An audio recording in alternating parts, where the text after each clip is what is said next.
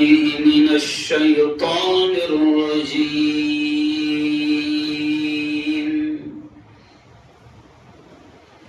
بسم الله الرحمن الرحيم.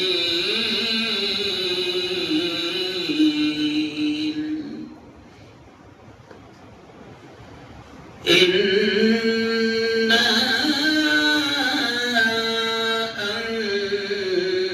أنزلناه في ليلة القدر وما أدراك ما ليلة القدر. ليلة القدر خير من 1000 شهر. وقال تعالى: بسم الله الرحمن الرحيم. شهر رمضان الذي أنزل فيه القرآن. وقال تعالى: ولا تنازعوا فتفشلوا وتذهب ريحكم. وقال تعالى: إنما المؤمنون إخوة فاصلحوا بين أخويكم واتقوا الله لعلكم ترحمون. وقال رسول الله صلى الله عليه وسلم: المسلم أخو المسلم. وقال رسول الله صلى الله عليه وسلم: المؤمن للمؤمن كالبنيان، أو كما قال عليه الصلاة والتسليم. وقال رسول الله صلى الله عليه وسلم: هذا الشهر شهر الصبر، والصبر ثوابه الجنة، أو كما قال عليه الصلاة والتسليم. صدق الله العظيم وصدق رسوله النبي الكريم.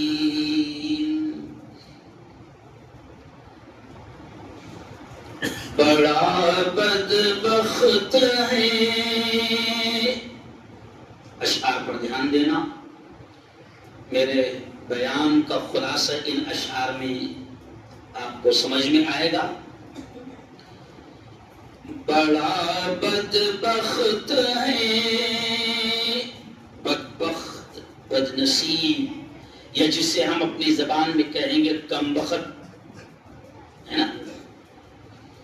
بڑا بدبخت ہے،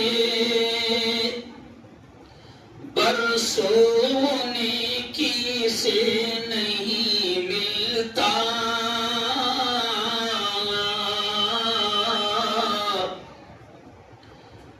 بڑا بدبخت ہے، برسونے کی سے نہیں ملتا.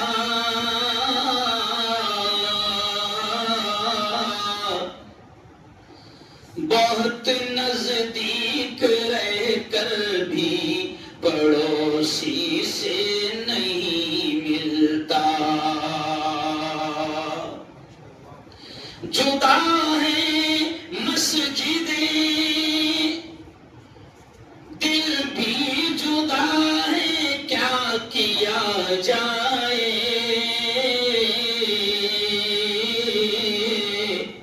سمجھاؤں گا میں بیان میں ان اشعار کو.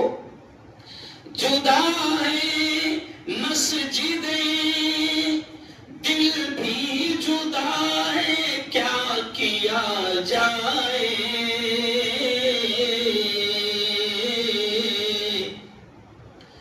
محبت سے نمازی بھی نمازی سے نہیں ملتا، نہاتا ہے اگر موتی. شعر پر دھیان دیں. ہم جب حسد کرتے ہیں، کسی سے جلتے ہیں، تو اس پر شاعر کیا کہہ رہا ہے؟ نہاتا ہے اگر موتی، نہ رکھ الزام دریا پر.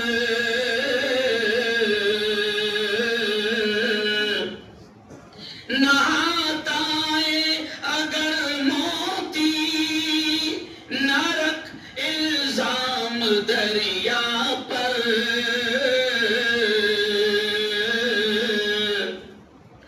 یہاں کچھ بھی کسی کو اپنی مرضی سے نہیں ملتا. پورا مجمع زور سے کہہ دو سبحان اللہ.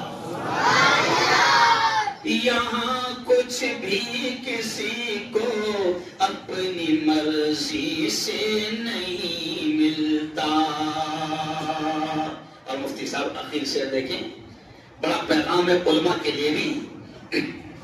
ایک آیت کو سمجھنے میں زمانے بیت جاتے ہیں.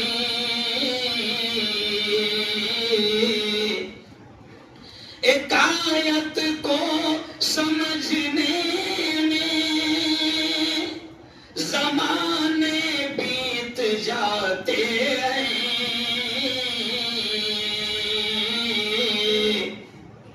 خزانہ علم کا دستار بندی سے نہیں ملتا.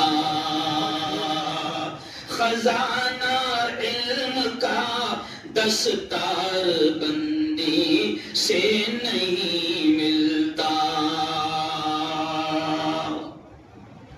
صدق اللہ العظیم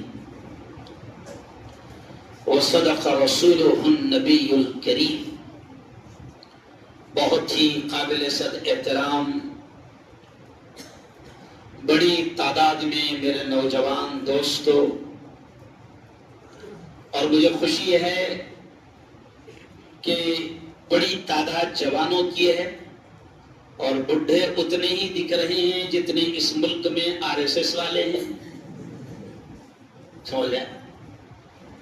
تو یہ ہمارے پروگرام کی کامیابی کی دلیل ہے.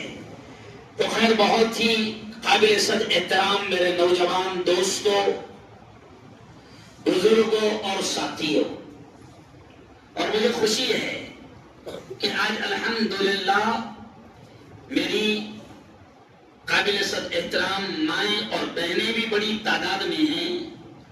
اور آج کا عنوان ہمارا بڑا زبردست ہے کہ تیرا میرا رشتہ.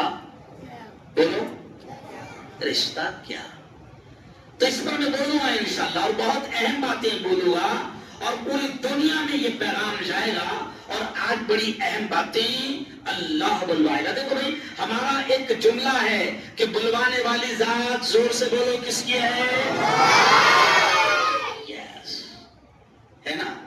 بلوانے والی ذات کس کی ہے؟ کی. زندگی کس کے ہاتھ؟ ہمارے دعوت کے کام کے ذریعے سے ایمان پر محنت کروائی جاتی ہے، اور ہم بار بار ایک جملہ کہتے ہیں، اور آج اسی جملے سے میں بات شروع کروں گا کہ زندگی کس کے ہاتھ؟ اللہ کی. موت کس کے ہاتھ؟ اللہ کی. نفع کس کے ہاتھ؟ اللہ کی. نقصان کس کے ہاتھ؟ اللہ کی. ہوائیں کون چلاتا ہے؟ اللہ. بادلوں کو کون لاتا ہے؟ بارش کو کون برساتا ہے؟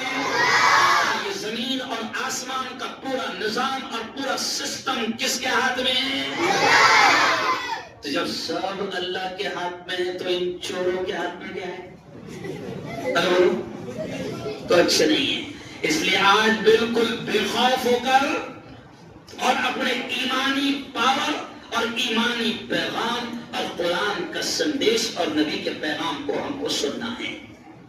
خیر پیارے دوستوں، بات میں یہاں سے شروع کروں گا کہ آج دیکھیں لیلۃ القدر کی تلاش میں 5 راتوں کو طاق راتوں کے نام سے ہم اہتمام کرتے ہیں. اچھا کیوں ہے یہ طاق راتوں کا اہتمام کیوں کروایا جاتا ہے؟ یہاں سے میں اپنی بات شروع کر رہا ہوں. بڑا اہم پیغام اللہ بلوائے گا کہ طاق راتوں کا اہتمام کیوں کروایا جاتا ہے. تو سب سے پہلے بات یہی سے شروع کروں گا کہ پیارے آقا حضرت محمد مصطفیٰ، زور سے کہہ دو، صلی اللہ علیہ وسلم نے فرمایا کہ اے لوگو، پیارے نبی نے اس مہینے کے بارے میں کیا کہا؟ یا ایھا الناس، اے تمام انسانوں. یہاں پر جملے پر دھیان دینا، یہاں پر مسلمانوں کا لفظ نہیں ہے. یا ایھا الناس، اللہ کے نبی فرما رہے اے تمام انسانوں، یعنی یہاں پر مسلمان سے بھی خطاب ہے، جین برہمن سے بھی خطاب ہے، جتنی جاتیاں جتنی برادریاں ہیں ان تمام سے خطاب ہے، کیونکہ تمام کے تمام اللہ کے بندے ہیں. میں مفتی ہارون، مفتی فرحان، آپ عبداللہ، عبد الرحمان، رمیش، پرکاش، کیلاش، گنیش، میں بات یہاں سے شروع کر رہا ہوں کہ یہ پیغام اللہ اور اس کے رسول کا تمام انسانوں کے لیے ہے. بات سمجھ لیا؟ کبھی کبھی آپ کو ہم کو ایسا لگتا ہوگا کہ قرآن کی بات ہو رہی ہے، نبی کی بات ہو رہی ہے تو یہ صرف مسلمانوں کے لیے ہے، یہ صرف میرے لیے ہے. بالکل نہیں، بالکل نہیں. ابھی 2 دن پہلے پہلی طاق رات میں مجھے ممبئی بلایا گیا تو ممبئی میں بڑے بڑے نیتا گن وہاں پر جمع تھے. آپ نے دیکھا وہ تصویریں، اور ان تمام کے سامنے میں نے اس بات کو رکھا اور وہ ایک پروگرام رکھا گیا تھا، سرو دھرم افطار پارٹی. تمام دھرم کے لوگوں کو جمع کیا گیا. تو مفتی صاحب، میں نے بات یہی سے شروع کرا کہ آپ سمجھیں اس بات کو. میں نے وہاں پر یہ بھی بات کہا کہ دیکھو، ہم جب نماز پڑھتے ہیں تو ہم یہی کہتے ہیں الحمدللہ رب العالمین. تمام تعریف اس اللہ کے لیے ہے جو تمام عالموں کا رب ہے. رب المسلمین نہیں، صرف مسلمانوں کا رب نہیں، رب المؤمنین نہیں، صرف ایمان والوں کا رب نہیں، بلکہ ہم شروع کرتے ہیں پہلی ہی آیت الحمدللہ رب العالمین. تمام تعریف اس اللہ کے لیے ہے جو تمام عالموں کا رب ہے. اور ایسے ہی آپ نے دیکھا ہوگا جب کسی کا نکاح ہوتا ہے تو قاضی صاحب خطبہ پڑھتے ہیں، ہے نا؟ کبھی غور کرے گا؟ نہیں کرے. اب کر لو. قاضی صاحب جو پہلی آیت پڑھتے ہیں خطبے میں، 3 آیتیں پڑھی جاتی ہے خطبہ نکاح میں، تو پہلی آیت کیا پڑھی جاتی ہے؟ وہاں پر بھی مسلمانوں کا لفظ نہیں ہے، مومنوں کا لفظ نہیں ہے، بلکہ اللہ نے بڑے پیار بھرے انداز میں کہا. اللہ نے کہا یا ایھا الناس، اے تمام انسانوں. یا ایھا المسلمون نہیں کہا، یا ایھا المؤمنون نہیں کہا، بلکہ اللہ نے یہ کہا یا ایھا الناس، اے تمام انسانوں، اتقوا ربکم، ڈرو تمہارے اس رب سے، اس پروردگار سے، اس پیدا کرنے والے سے، الذی خلقکم من نفس واحدہ. اے تمام انسانوں، ڈرو تمہارے اس پروردگار سے جس نے تم سب کو ایک جان سے پیدا فرمایا. میں نے ہندو بھائیوں سے بھی کہا کہ یہاں پر اللہ کہہ رہا ہے اے تمام انسانوں، میں نے تم سب کو ایک جان سے پیدا فرمایا. تو ہم کھول کر یہ کہتے ہیں کہ تمہارے بھی ابا آدم، میرے بھی ابا آدم، تمہاری بھی اماں حوا، میری بھی اماں حوا. سب مانتے ہیں کہ دنیا کا سب سے پہلا مانو، دنیا کا سب سے پہلا انسان آدم. بولو کون ہے؟ آدم. ہاں، انگریز تھوڑا سا منہ ٹیڑھا کر کے بولتا ایڈم. نہیں سمجھا؟ انگریز کیا کرتا؟ ایڈم. لیکن ہے کیا؟ ارے بولو آدم. تو اب یہاں دیکھو مولانا، ہم لوگ سوچ سمجھ کے نہیں آتے کہ کیا بولنا ہے، بس اللہ بلواتا ہے۔ تو بات یہاں یہی سے شروع کر دیا کہ آج کا جو پیغام ہوگا، تیرا میرا رشتہ کیا، تو آج کا جو پیغام ہوگا وہ ہندوؤں کے لیے بھی ہے، وہ برہمن کے بھی لیے ہے، وہ جین کے لیے بھی ہے، وہ بدھسٹ کے لیے بھی ہے، وہ دلت بھائیوں کے لیے بھی ہے، وہ مسلمانوں کے لیے بھی ہے، کیونکہ اللہ کا پیغام، اللہ سب کا رب، اللہ سب کا خالق، اللہ سب کا مالک، اللہ سب کا پیدا کرنے والا، اللہ سب کا پالنے والا، اور وہ اللہ سب کا ہے۔ اور اللہ کے پیغام کے ساتھ جس نبی کا پیغام سناؤں گا وہ نبی بھی سب کا ہے۔ اس نبی کے بارے میں بھی اللہ نے کیا کہا؟ جیسے اللہ نے اپنے بارے میں کہا نا رب العالمین، تو نبی کے بارے میں بھی کہا وما ارسلناک الا رحمتا للعالمین، کہ اے محمد ہم نے تم کو تمام عالموں کے لیے رحمت بنا کر بھیجا، کرپا بنا کر بھیجا، دیا بنا کر بھیجا، دیالو بنا کر بھیجا۔ آپ کا پیغام تمام انسانوں کے لیے ہے۔ تو اب سنو مسلمانوں، یہ جو حدیث میں شروع کر رہا تھا رمضان کی اہمیت پر، اس پر اتنی باتیں اللہ نے دماغ میں ڈال دیا۔ وہ حدیث کیا ہے؟ پیارے نبی نے رمضان کے بارے میں کہا یا ایھا الناس، اے تمام انسانوں، قد اظلکم شہر عظیم مبارک۔ حضرت شیخ نے فضائل رمضان میں اس حدیث کو نقل کیا، حضرت شیخ نے اس حدیث کو نقل کیا۔ وہ حدیث یہ ہے کہ پیارے نبی نے فرمایا یا ایھا الناس، اے تمام انسانوں، قد اظلکم شہر عظیم مبارک، اے انسانوں بڑی عظمت والا، بڑی برکت والا، بڑی رحمت والا مہینہ تم پر سایہ کر رہا ہے۔ اور پھر آگے نبی نے کیا کہا؟ سنو سنو، جو میرا آج کا موضوع ہے آگے بڑھتے ہوئے کہوں گا۔ آگے نبی نے کہا او اللہ کے بندو، اس میں ایک رات ایسی ہے فیہ لیلۃ، اس میں ایک رات ایسی ہے خیر من الف شہر، جو ہزاروں مہینوں سے افضل ہے۔ یعنی اگر وہ ایک رات تمہیں مل گئی تو ہزاروں مہینوں کی عبادت کا ثواب تم اپنے دامن میں سمیٹ لو گے۔ یہی وجہ ہے کہ پیارے نبی صلی اللہ علیہ وسلم، یہی وجہ ہے کہ پیارے نبی صلی اللہ علیہ وسلم بخشا بخشا یا رسول، جملے پر دھیان دینا، بخشا بخشا یا رسول، بخشا بخشا یا نبی، معصوم نبی اس رات کو ڈھونڈتا تھا، اس رات کو تلاش کرتا تھا، اور اس رات کو ڈھونڈنے کے لیے اللہ کے نبی 10 دن اور 10 راتیں اللہ کے گھر میں اعتکاف میں بیٹھ جاتے تھے۔ اور یہ رات معمولی رات نہیں ہے، اور میرے یارو یہ رات وہ ہے کہ جس پر میں ایک جملہ کہتا ہوں کہ مسلمانوں اس رات کی اہمیت کو نبی نے سمجھا، اور یہ رات کتنی قیمتی ہے کہ اللہ نے پوری اسپیشل ایک سورت اس رات کی اہمیت کو بتانے میں اتار دیا۔ اور اللہ نے کیا کہا؟ انا انزلناہ فی لیلۃ القدر، اللہ نے فرمایا او میرے بندو، اللہ کہتا ہے او میرے بندو، میں نے میری کتاب کو، قرآن کو اسی رات میں اتارا۔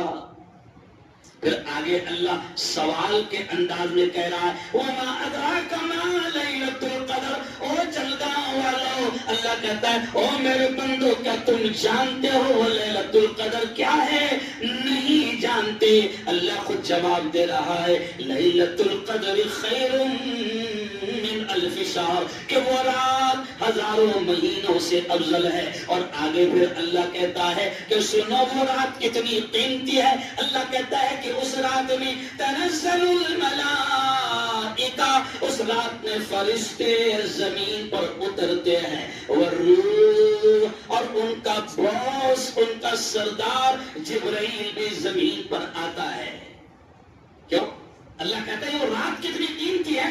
اللہ نے اس کی اہمیت بیان کرتے ہوئے کہا کہ سنو تنزل الملائکہ، اس رات میں فرشتے اترتے ہیں، والروح فیہا، اور فرشتوں کے سردار جبرائیل بھی زمین پر اترتے ہیں۔ حدیث میں آتا ہے کہ اس رات میں ابھی جب تم اکیلے میں دعا کرو گے اے اللہ ہمارے چھوٹے بڑے گناہوں کو معاف فرما، تو تم آمین کرو گے، فرشتے بھی آمین کہتے ہیں۔ یعنی اتنی مقدس رات ہے، اتنی برکت والی رات ہے، اللہ کہتا ہے اس رات میں میں فرشتوں کو زمین پر بھیج دیتا ہوں۔ اور آخری جملہ اللہ کہتا ہے میرے بندو میں اتنا خوش ہوتا ہوں اس رات میں کہ اللہ کہتا ہے سلام ہی حتی مطلع الفجر، کہ میرے بندو جب تک فجر طلوع نہیں ہو جاتی یعنی اجالا نہیں ہو جاتا تب تک پوری رات اللہ کہتا ہے میری طرف سے سلامتی، رحمتی اور برکتیں اترتی رہتی ہے۔ یہ ہے وہ رات۔ اور جب قرآن نے کلیئر کہہ دیا کہ وہ ہزاروں مہینوں سے افضل ہے، اسی لیے پیارے آقا صلی اللہ علیہ وسلم باقاعدہ 10 دن اور 10 راتوں کا اعتکاف کرتے تھے۔ تو اب ذرا سوچو آپ کہ جب بخشائے نبی، بخشائے رسول اس رات کی تلاش میں 10 دن تک کے اللہ کے گھر میں بیٹھ جاتا تھا، تو سوچو ہم جیسے گناہگاروں نے اس رات کو کتنی محنت سے ڈھونڈنا چاہیے۔ ہم تو زنا کر رہے ہیں، ہماری آنکھوں سے زنا، ہاتھوں سے زنا، زبان سے زنا، خیال اور فکروں میں بدکاریاں، ہم گناہوں کے سمندر میں اور دلدل میں ڈوبے ہیں۔ تو ہمارے جیسے لوگوں نے اس رات کو کتنی محنت سے تلاش کرنا چاہیے، جبکہ نبی پاک صلی اللہ علیہ وسلم بخشائے نبی 10 دن اور 10 راتوں تک اللہ کے گھر میں بیٹھ جاتے تھے۔ اور کیوں بیٹھتے تھے؟ بھائی دیکھیے مجمع بہت زیادہ ہو گیا اور ابھی میں اصل موضوع شروع کروں گا۔ بہت زیادہ مجمع ہو گیا، تھوڑا سا آگے آ جاؤ، دل میں جگہ بنا لو، آ جاؤ، تھوڑا سا آگے آ جاؤ، تھوڑا آگے آ جاؤ۔ سوچیں ذرا کہ اللہ کے نبی بخشائے نبی مسجد میں بیٹھ جاتے تھے، اس کا فائدہ پیارے نبی نے کیا فرمایا؟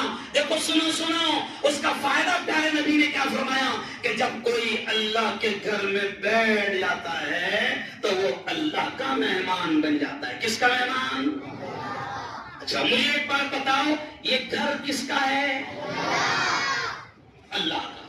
ہمارے گھر میں کوئی مہمان آ گیا تو ہم اپنی شان کے اعتبار سے اس کی مہمان نوازی کرتے ہیں۔ کیوں؟ ہمارے گھر میں کوئی مہمان آیا تو ہم اس کی اپنی شان کے اعتبار سے اس کی مہمان نوازی کرتے ہیں۔ ذرا سوچو جلگاؤں والو کہ جب اللہ کے گھر میں آ جاتے ہو، اللہ کے مہمان بن جاتے ہو، تو پھر اللہ اپنی شان کے اعتبار سے آپ کی مہمان نوازی کرتا ہے۔ اعتکاف میں بیٹھنے والوں کو اللہ کہتا ہے میرا مہمان ہے۔ اللہ کیا کہہ رہا ہے؟ میرا مہمان ہے۔ اور پھر اللہ کہتا ہے میرا مہمان ہے۔ تو اب دیکھو سنو، بڑے سادے انداز میں سمجھا رہا ہوں۔ اگر ہمارے یہاں کوئی بڑی ہستی آ جائے، ادھر غور سے دیکھنا، ہمارے یہاں کوئی بڑی ہستی آ جائے اور اگر ناشتے کا وقت انہوں نے کہتے کہ 9 بجے ہم کو ناشتہ لا کر دے دینا، غور سے سنو مثال، تو ہم کیا کرتے ہیں کہ جہاں حضرت آرام کر رہے ہیں تو پہلے ایک آدمی جھانک کر دیکھتا ہے کہ حضرت آرام کر رہے ہیں، ہے نا؟ اچھا اگر آرام کر رہے ہیں تو ہم کیا کہتے ہیں؟ نہیں ڈسٹرب مت کرو، ابھی حضرت کو آرام کر دیں۔ اب سنو کیا سمجھا رہا ہوں کہ اللہ کہتا ہے میرے گھر میں تو آ گیا ہے، میرا مہمان ہے، اعتکاف میں بیٹھ گیا، میرا مہمان ہے۔ اب اللہ کہتا ہے میں میری شان کے اعتبار سے تیری مہمان نوازی کروں گا۔ اب اللہ کہتا ہے میرے بندے میرے گھر میں آ گیا، اب تو سو بھی رہا ہے تو میں عبادت میں لکھوں گا۔ نہیں سمجھا؟ سو بھی رہا ہے تو عبادت میں لکھوں گا۔ کیوں؟ اس لیے پیارے نبی کہتے تھے کہ اعتکاف کرو، اور پیارے نبی خود اعتکاف کرتے تھے۔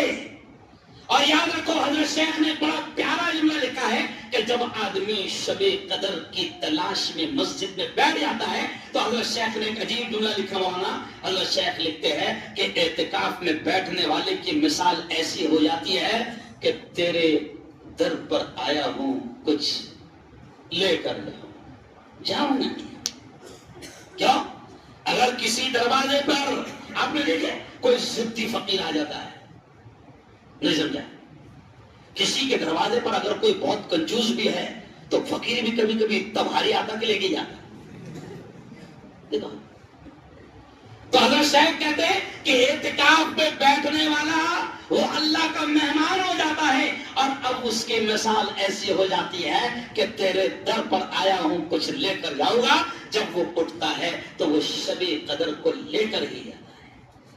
اس لیے میرے پیارو شب قدر کو تلاش کرو. اور ہم جیسے کمزوروں کے لیے یہ جملہ سننا, ہم جیسے کمزوروں کے لیے اللہ کے نبی نے آخری اسٹیپ پر یہ کہا تھا کہ اگر 10 دن اور 10 راتوں کا اعتکاف نہیں کر سکتے تو ہم جیسے کمزوروں کے لیے کہا تھا کہ کم از کم اس کو رمضان کے اخیر عشرے کی طاق راتوں میں تلاش کرو. ہے نا, 21, 23 اور 25, 27 اور 29. اب تلاش کرو کا مطلب کیا ہے؟ ڈھونڈو. پیارے نبی کا ڈھونڈو تو شاید سبھاش چوک میں ملیں گی, ہے نا بھائی, یا چوراہے پر ملیں گے تو ٹاور بڑا ایریا ہے, ہو سکتا ہے نا. یا تو پھر وہ بریج پر بھی جوانوں کو دیکھتا میں بھی, آپ دیکھو 1-1:30 بجے بھی جوان بریج پر. پیارے نبی نے کہا کہ ڈھونڈو. اور اب آؤ میں اصل موضوع کی طرف بڑھتے ہوئے لیلۃ القدر پر اتنا ہی جملہ کہوں گا کہ ڈھونڈو. اچھا ڈھونڈنے کے لیے دیکھو, اب ڈھونڈنے کے طریقے یہ ہے کہ آپ کو مسجد ہی میں آنے کی ضرورت نہیں. اب غور سے سنیں, مسجد ہی میں آنے کی ضرورت نہیں. یہ تو بہانہ ہو جاتا ہے کہ کم از کم طاق راتوں میں, ویسا بھی اگر تم کو ہم بیان میں نہیں بلائے تو تم باہر کو سب تیر مارنے والے ہیں, تو کم از کم بیان ہو جاتا آدھا 1 گھنٹہ اللہ رسول کی, ارے بولو, بات ہو جاتی. تو اب سنو کیا کرنا رمضان کے اخیر عشرے کی طاق راتوں میں, بہت آسان ہے. اگر آپ نے 1 گھنٹہ بھی طاق راتوں میں طے کر لیا, کچھ نہیں کرنا ہے, مسجد میں بھی آنے کی ضرورت نہیں. آپ اپنے گھر میں رہ کر کسی کونے میں چپک جاؤ, وہاں مصلی بچھا لو, آدھا گھنٹہ ہی صحیح, 10-20 ایکسٹرا نفل ہی صحیح, آپ نفل پڑھ لو. اس کے بعد تھوڑا سا 10-15 منٹ اللہ اللہ اللہ, جو بھی آپ کا ذکر کا طریقہ ہوگا ذکر کرو. جو بھی آپ کو شیخ نے تسبیحات دی ہوگی وہ تسبیحات پوری کرو. تھوڑی سی آدھا گھنٹہ 15-20 منٹ قرآن کی کچھ تلاوت کرو, اور پھر اس کے بعد میں اللہ کی تعریف کرو. دیکھو سنو, اب جو اہم بات خدا نے ذہن میں ڈال دیا, اللہ کی تعریف کرو, ذکر کرو, اور پھر جب یہ سب ہو جائے اللہ کی تعریف آخر میں کرنے کے بعد پھر اللہ سے اپنا مدعا رکھو, اے اللہ دکان نہیں چل رہی, بنداس رکھو. یہ طریقہ ہے مانگنے کا. یہ دیکھو یہ مسجد میں دیکھو یہ تصویر رکھی ہے, لگی ہے, رمضان میں رکھی ہے نا. اچھا وہ یہاں لکھا کہ نہیں لکھا نیچے کیا معلوم, ورنہ کہیں نیچے لکھا ہوا رہتا کہ رمضان ہوتے ہی اس کو اٹھا کر رکھ دو. تو یہ اٹھا کر رکھنے کی تصویر نہیں ہے, یہ پوری کی پوری ہم سمجھ نہیں پاتے ہیں, دھیان نہیں دے پاتے. یہ پوری کی پوری تسبیح ہے, اللہ کی تعریف ہے. اور میرے پیارو اللہ کو اس کی تعریف, اس کی کبریائی, اس کی بڑائی, اس کی حمد و ثنا بہت پسند ہے. دیکھو ذرا اس پر غور کرو. میں صرف خلاصہ آپ کو بتاؤں گا کہ تسبیح شروع ہوتی ہے سبحان میرے مولا تو بڑا پاک ہے, ذل ملک ملک کا بادشاہ تو ہے. کیوں؟ قدرت تیرے ہاتھ میں, کبریا پاور تیرے ہاتھ میں, والہیبہ جلال تیرا ہے. کیوں؟ قدوس تو بڑا پاک ہے, الحی تو ہمیشہ ہمیشہ زندہ رہنے والا ہے, لا یموت میرے مالک تو تجھے موت نہیں ہے. جیسے اللہ آیت الکرسی میں کہتا ہے میرے بندو، اللہ کہتا ہے لا تأخذہ سنۃ ولا نوم، میرے بندو نہ مجھے نیند آتی ہے نہ مجھے اونگ آتی ہے، تو ایسے ہی اس میں ہے لا یموت، تجھے موت نہیں، حی تو ہمیشہ ہمیشہ زندہ رہنے والا ہے۔ پھر اخیر میں تعریف کرنے کے بعد آخری جملہ اللہ سے مانگنے کا ہے، اللہم اجرنا من النار، او میرے مالک ہمیں جہنم سے محفوظ فرما، یا مجیر یا مجیر یا مجیر، او جہنم سے بچانے والے، او جہنم سے بچانے والے، او جہنم سے بچانے والے، جہنم کے خطرناک دردناک عذاب سے ہماری حفاظت فرما۔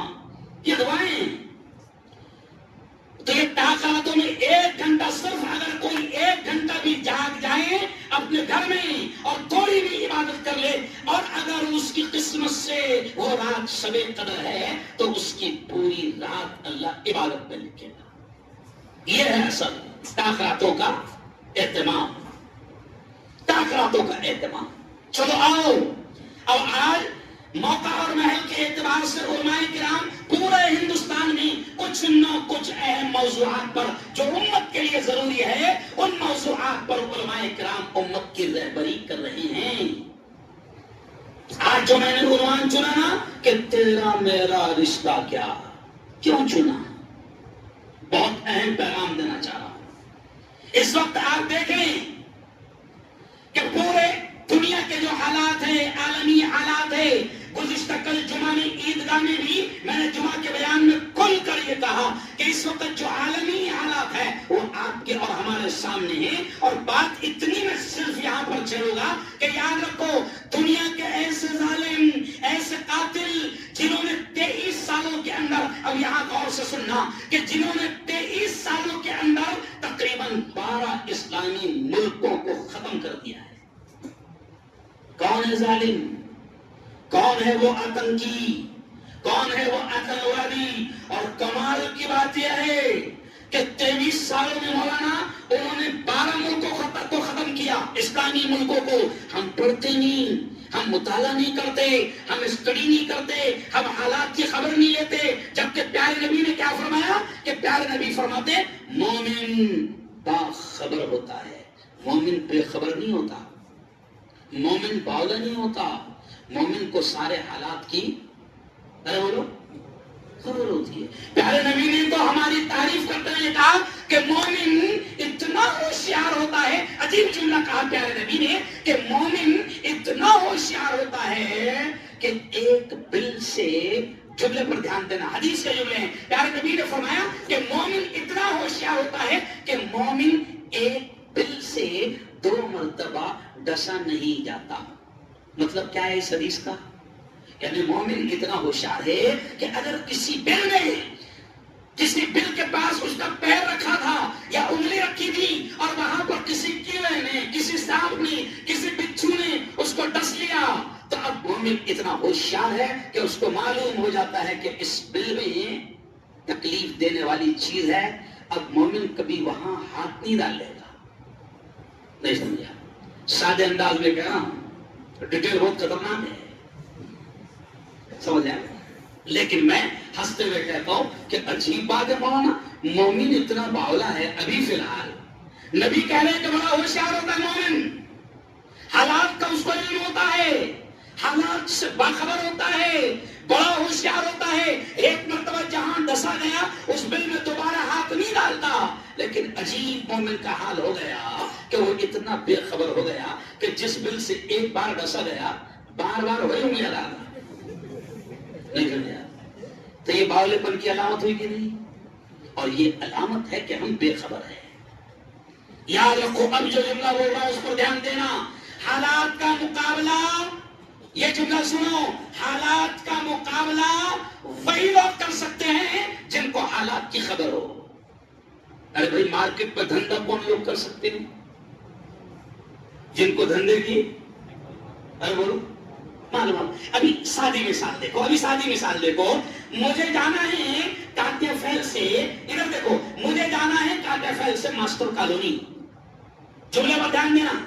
اب اگر میں گاڑی لے کر یہاں سے نکلا رت چوک کی طرف سے، اور مجھے نہیں معلوم ہے، میں بے خبر تھا، مجھے نہیں معلوم ہے کہ وہاں گڈھا کھدا ہوا ہے اور وہاں راستے کا کام چل رہا، تو میں وہاں جا کر پھنس جاؤں گا۔ کیوں؟ اس لیے کہ مجھے خبر نہیں۔ اچھا مجھے اگر خبر ہے کہ وہاں پر کام چالو ہے، راستہ بند کر دیا گیا ہے، تو میں ادھر فور ویلر لے کے گھسوں گا نہیں، میں اس راستے سے جاؤں گا جو راستہ کلیئر ہے، کیونکہ مجھے خبر ہے۔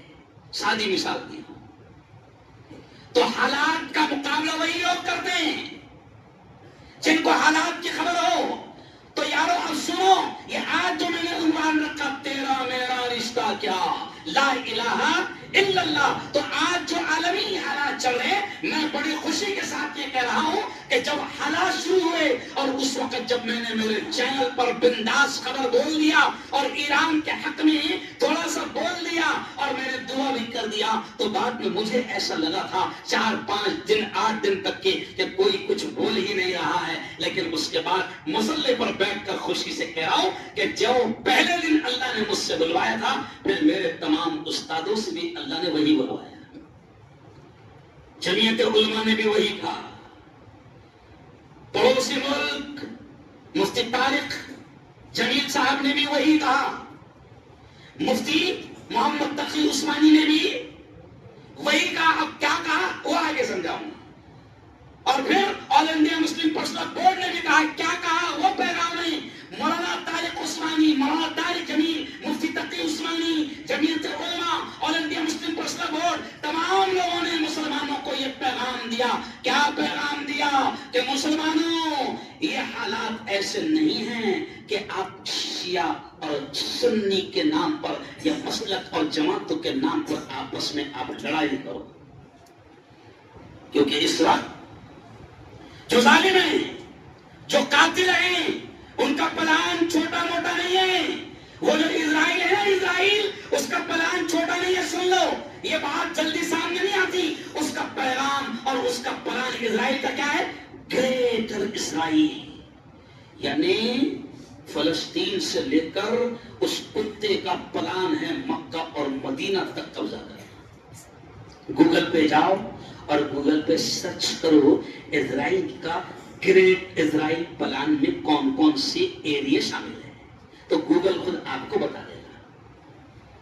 چھوٹا موٹا پلان نہیں ہے، 12 ملکوں کو ختم کر چکے ہیں اور اسلامی ملکوں کو کچھ ایسا مجبور کر دیا کہ وہ اس کے خلاف بول نہیں پاتے ہیں۔ تو ایسے وقت میں ایک 86 سال کا بزرگ، ایک 86 سال کا بزرگ جو شہید ہو گیا، شہادت کو پسند کیا، لیکن اس بزرگ نے اسرائیل اور امریکہ کے تلوے چاٹنا پسند نہیں کیا۔ اب علماء کیوں بھڑکے؟ کیونکہ اس کے انتقال کے بعد امت باڑے باتیں کرنے لگی۔ امت میں کیا باتیں ہونے لگی معلوم؟ وہ جو مرے نا آیت اللہ خامنئی، وہ شیعہ ہے، اپنے نہیں۔ کیا بات کریں معلوم؟ وہ سنی نہیں ہے، وہ شیعہ ہے، اپنے نہیں ہے۔ تو پھر گجرات میں نے چوتھے روزے کو یا 5ویں روزے کو بیان دیا کہ چلو میں مان لیتا ہوں کہ آیت اللہ خامنئی سنی نہیں ہے، تو کیا ٹرم سنی ہے؟ ارے بولو، ٹرمپ سنی ہے یا نیتنیاہو تبلیغی ہے؟ بولو نا۔ آج تمام علماء، اور آج اب جو پیغام دینے جا رہا ہوں یہ میرا پیغام نہیں ہے، آج جو بول رہا ہوں یہ اللہ اور اس کے رسول کا پیغام ہے۔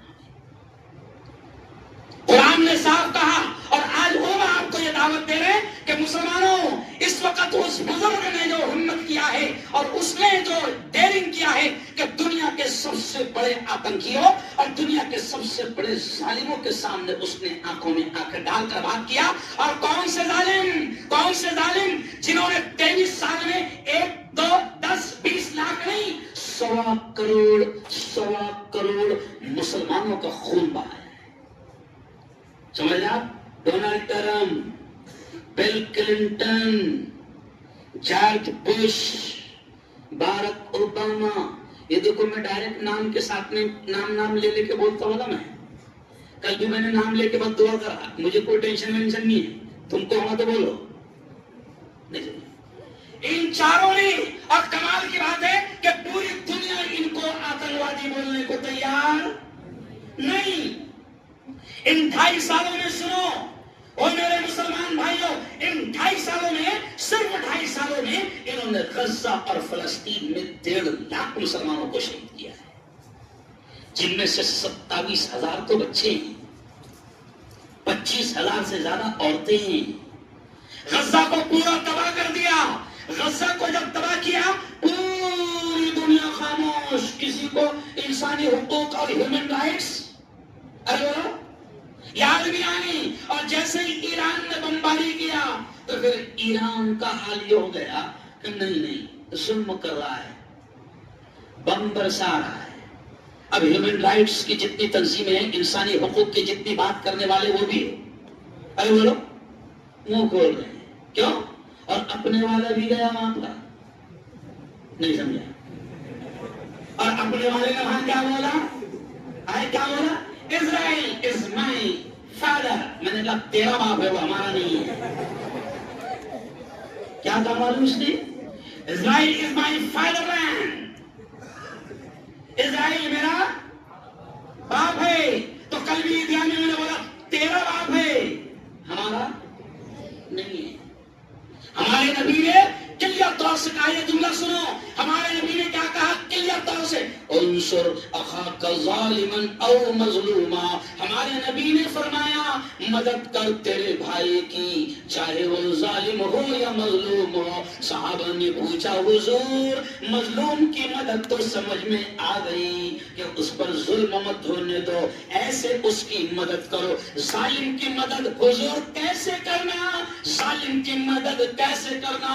تو پیارے نبی نے سادے انداز میں کہا کہ ظالم کی مدد یہ ہے کہ اس کو ظلم کرنے مت دو، یہ اس کی مدد ہے کہ اس کو ظلم کرنے مت دو، کیونکہ ظلم کرنے نہیں دو گے تو اس کی مدد ہوگی، کیونکہ وہ ظلم کرے گا تو پھر اللہ سے اس کا پنگا ہوگا اور پھر وہ جہنم کا حقدار بنے گا۔ تو ہم مظلوم کے ساتھ ہیں، ظالم کے ساتھ نہیں ہو سکتے۔ اسرائیل اور امریکہ نے 23 سالوں میں 1.25 کروڑ اہل ایمان کا خون بہایا ہے۔ وہ مسلمانوں چلو آؤ، اب جو اہم بات سمجھا رہا ہوں کہ ایران سے ہمارا رشتہ کیا ہے؟ لا الہ الا اللہ۔ غزہ سے ہمارا رشتہ کیا ہے؟ زور سے بولو، لا الہ الا اللہ۔ فلسطین سے ہمارا رشتہ کیا ہے؟ دیکھو میں نے اشعار پڑھا، کافی فیمس ہوئے۔ کون سے اشعار؟ آپ نے بھی گنگنا۔ تیرا میرا رشتہ کیا، لا الہ الا اللہ۔ زور سے بولنا۔ دیکھو لا الہ الا اللہ پڑھنے میں شرمانا نہیں، کیوں؟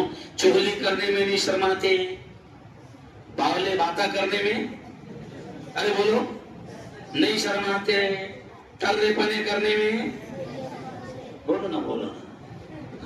تو میرے ساتھ پڑھنا، تیرا میرا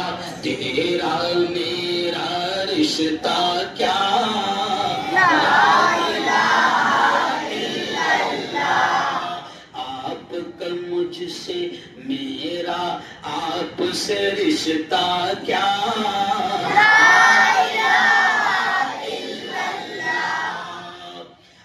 کبھی نہ مٹنے پائے گا، کبھی نہ مٹنے پائے گا، لا الہ الا اللہ۔ کھل کے بول تو نہ شرما، لا الہ الا اللہ۔ اگلا شعر دیکھیں، ارض و سما شمس و قمر جو کچھ بھی آتا ہے نظر، یعنی شاعر کیا کہہ رہا ہے؟ یہ زمین، یہ آسمان، یہ سورج، یہ چاند، جو کچھ بھی نظر آتا ہے، شاعر کیا کہہ رہا ہے؟ ارض و سما شمس و قمر جو کچھ بھی آتا ہے نظر، سب کچھ ہو جائے گا فنا، سب کچھ ہو جائے گا فنا، باقی رہے گا ایک خدا، لا الہ الا اللہ۔ تیرا میرا رشتہ کیا،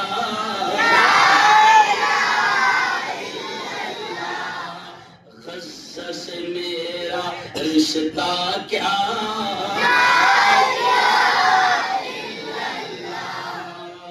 اگلا شعر دیکھیں۔ پیغمبر کا اشارہ ہے وہ بھی ایک نظارہ ہے۔ ایک بڑے واقعے کی طرف اس شعر میں اشارہ کیا گیا کہ جب کافر کفر کی ٹولیاں نبی کو ستانے لگی اور کہنے لگی کہ بتا، گواہی بتا، کوئی چیز بتا کہ تو اللہ کا نبی ہے، تو دیکھیں شاعر کیا کہتا ہے، پیغمبر کا اشارہ ہے وہ بھی ایک نظارہ ہے، ارے بند موٹی سے آئی صدا، بند موٹی سے آئی صدا، لا الہ الا اللہ، تیرا میرا رشتہ کیا،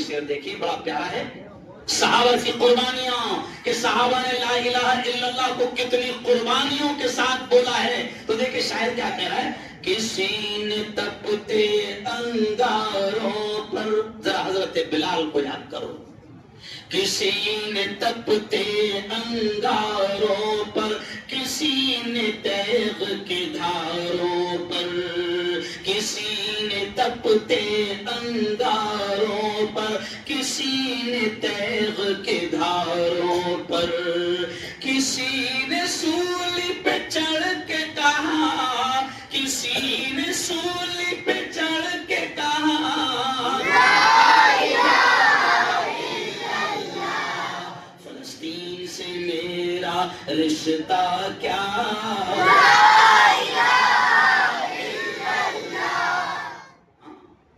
تو یاد رکھیں کہ ایران سے ہمارا رشتہ ہے، لا الہ الا اللہ۔ ارے بھائی وہ شیعہ ہے، ہم کہتے ہیں وہ ہمارا نہیں ہے، لیکن ایک سنی ملک تو بتاؤ جس نے اس کی طرح مقابلہ کیا ہو، ارے بتاؤ نا، نہیں ہے، اس نے مقابلہ کیا، دنیا کے ظالموں کو آنکھیں دکھا کر اس طریقے سے حال کر دیا کہ جناب ابھی حال یہ ہے کہ 14 دن تک کے ہمارا پرائم منسٹر بھی آیت اللہ خامنئی کی شہادت کو لے کر کچھ نہیں بولا تھا، لیکن 13 دن کے بعد جب ہنڈیا ادھر سے ادھر جانے لگی، نہیں سمجھا، سمجھ نہیں آ رہا، تو پھر ہمارے پرائم منسٹر نے فارسی میں شردھانجلی پیش کیا، کیونکہ ایران کی زبان کیا ہے، فارسی،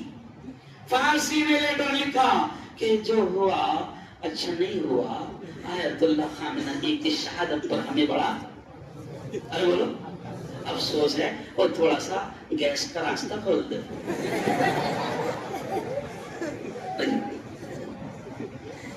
تو اوقات پہ آئے نا، ارے بولو ملک میں جو نفرتی چنٹو نفرتیں پھیلاتے ہیں، مسلمانوں کے نام سے جن کو نفرت ہے، ان سے کہو کہ بیٹا ڈیزل وہیں سے آتا ہے، پیٹرول ارے بولو وہیں سے آتا، گیس وہیں سے آتا، یہاں کچھ نہیں ہے، یہاں تیرے بابا گٹر کی نالی کا گیس بنانا سکھا رہے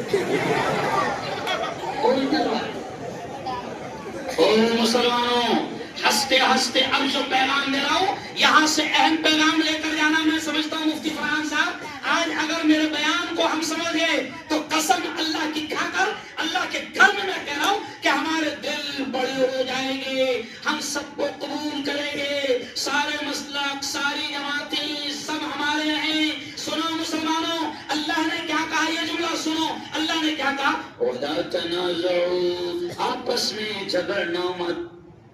کیوں؟ قرآن کی کلیئر آیت ہے. اللہ نے کہا وَلَا تَنَازَعُوا، آپس میں جھگڑنا مت، فَتَفْشَلُوا، ورنہ تم کمزور ہو جاؤ گے، وَتَذْهَبَ رِيحُكُمْ، تمہاری ہوا اکھڑ جائے گی. قسم اللہ کی 56-57 اسلامی ملک ہے، لیکن دشمنوں نے ایسے توڑ دیا. آج میں کیمرے کے سامنے خبر بول رہا تھا، آنکھوں میں آنسو آ گئے کہ دشمن نے ہمیں آپس میں لڑا دیا، یہودیوں نے ہمیں آپس میں لڑا دیا، اسرائیلی کتوں نے ہمیں آپس میں لڑا دیا.